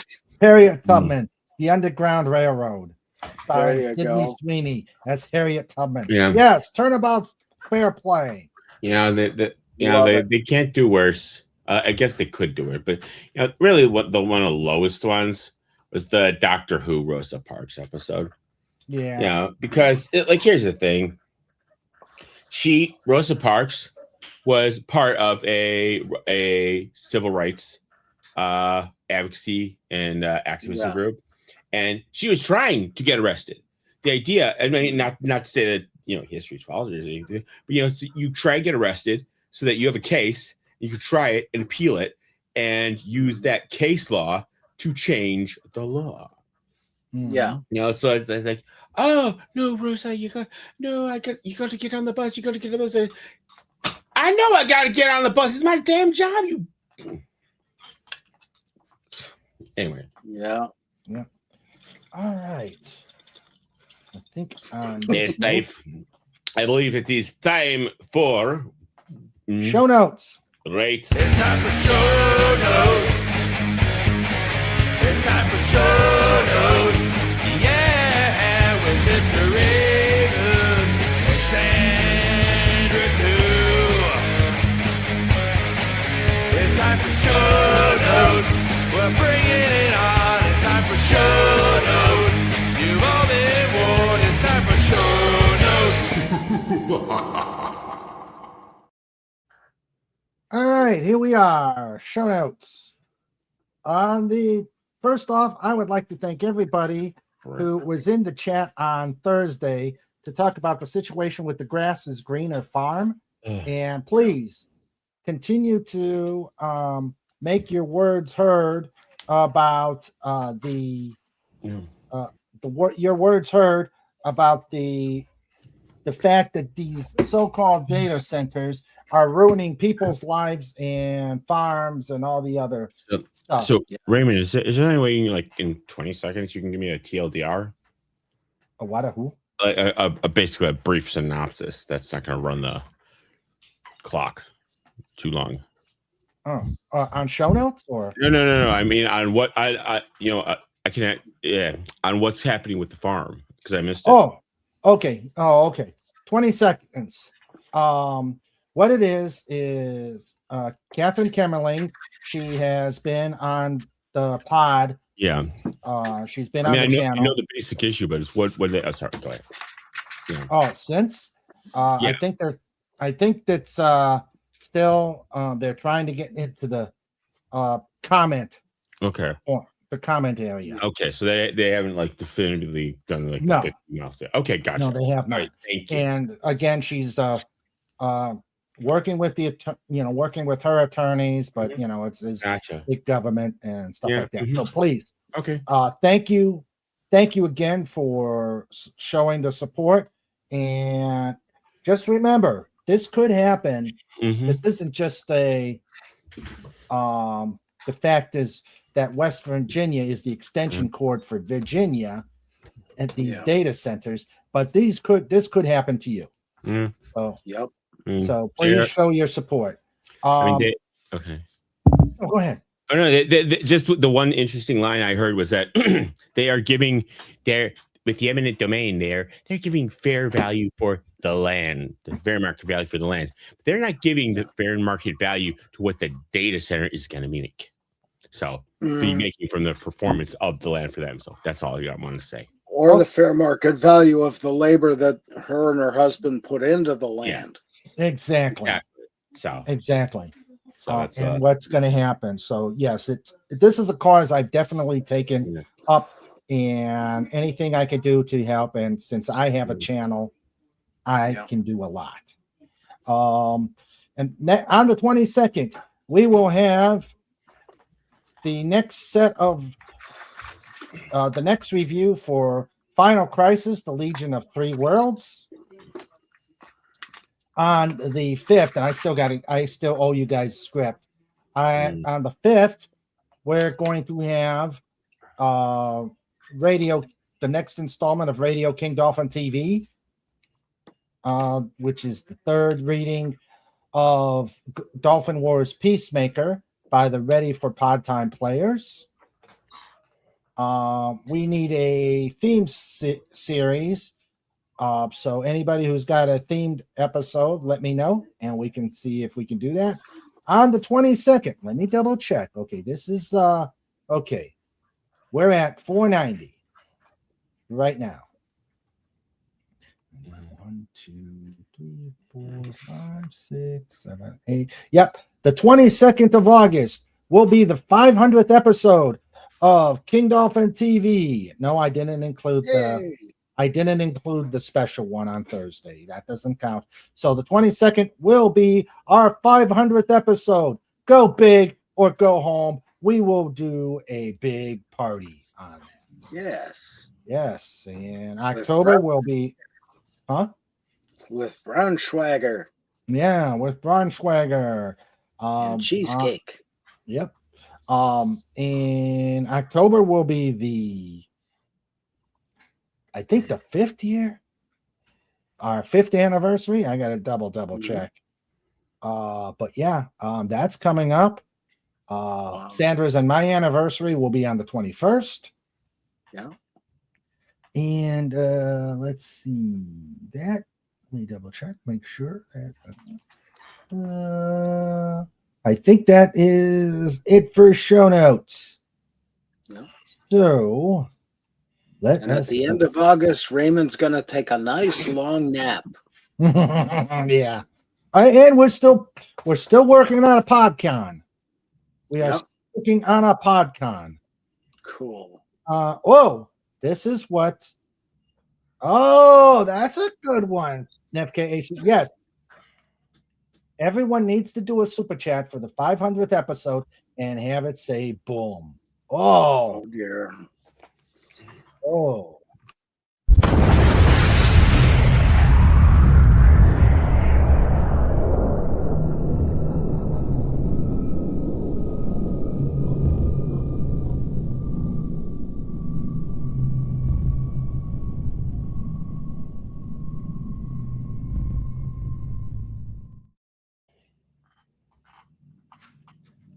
Okay, we can do that. Admission to the 500th episode is a super chat that says that B word. Let's see. FKHC came up with an idea. Dallas Town Center has a bowling alley, so that could be fun. Mhm. Yeah, what our plan, the initial plan, and we just got to figure out stuff, is a field trip to Udvar Hazy, Mhm. and then probably something else at the end that doesn't break the pod's coffers. Right. Because the pod's coffers are, or we may have to have everybody do Dutch. Mhm. Yeah. So we'll figure it out and we'll let you know. But a PodCon 2 will be happening. Back from the store and finish my new trailer. Oh, welcome back, Comic. All Hey right, there. So let us thank everybody for being here tonight. We had a lot of people.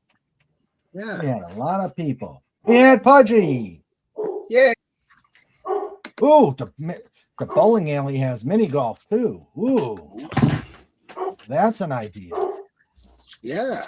Okay, so we had Canadian Cat. We had Crazy Lazy Fan. We had Crouching Taylor, Hidden Swift. Kelsey. Yes, I agree. Crouching Taylor, you cannot come on until you change the last name from Swift to Sweeney. to Kelsey. Kelsey. Yeah. Yeah, that guy Swift married.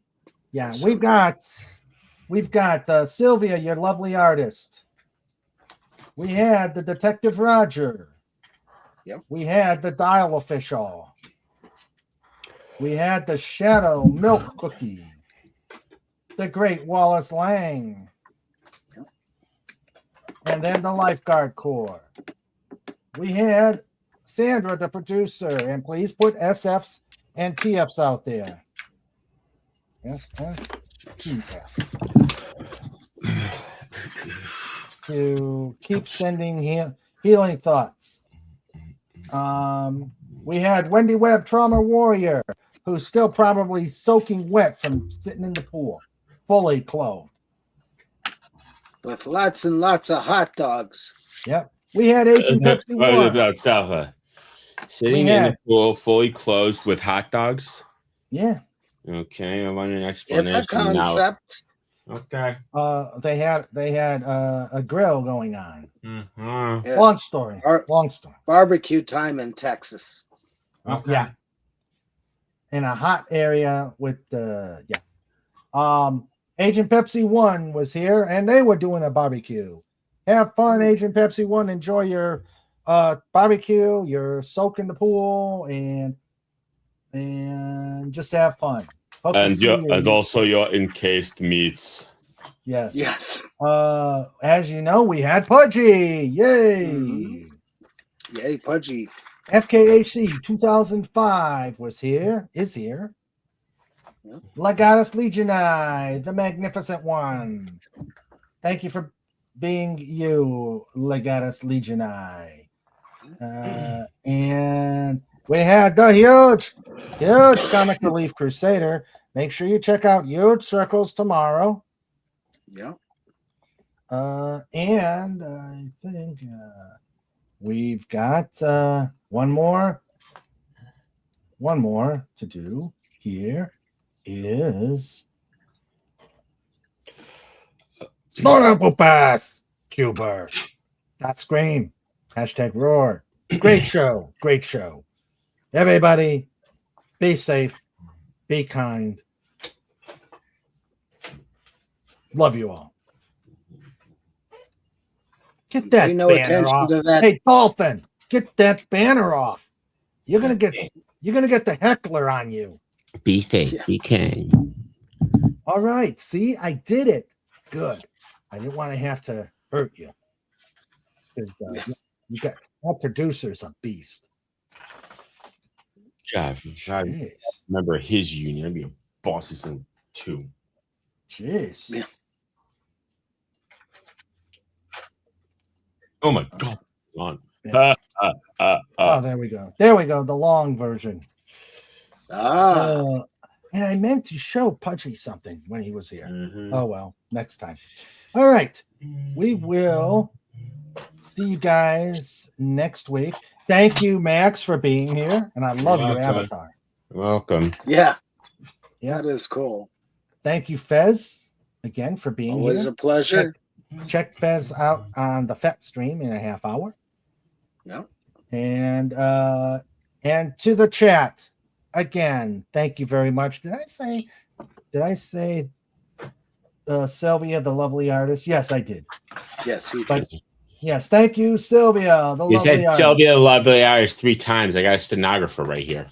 Oh, okay, good. Hey, it's the arrogance of repetition. I've coined that phrase. Yeah, I led services last night, and it wasn't one of my better efforts. Yeah. Well, there's always next time. Yep, that's true. All right, everybody, you be safe, you be happy. We will see you on Wednesday. Love you all. See ya.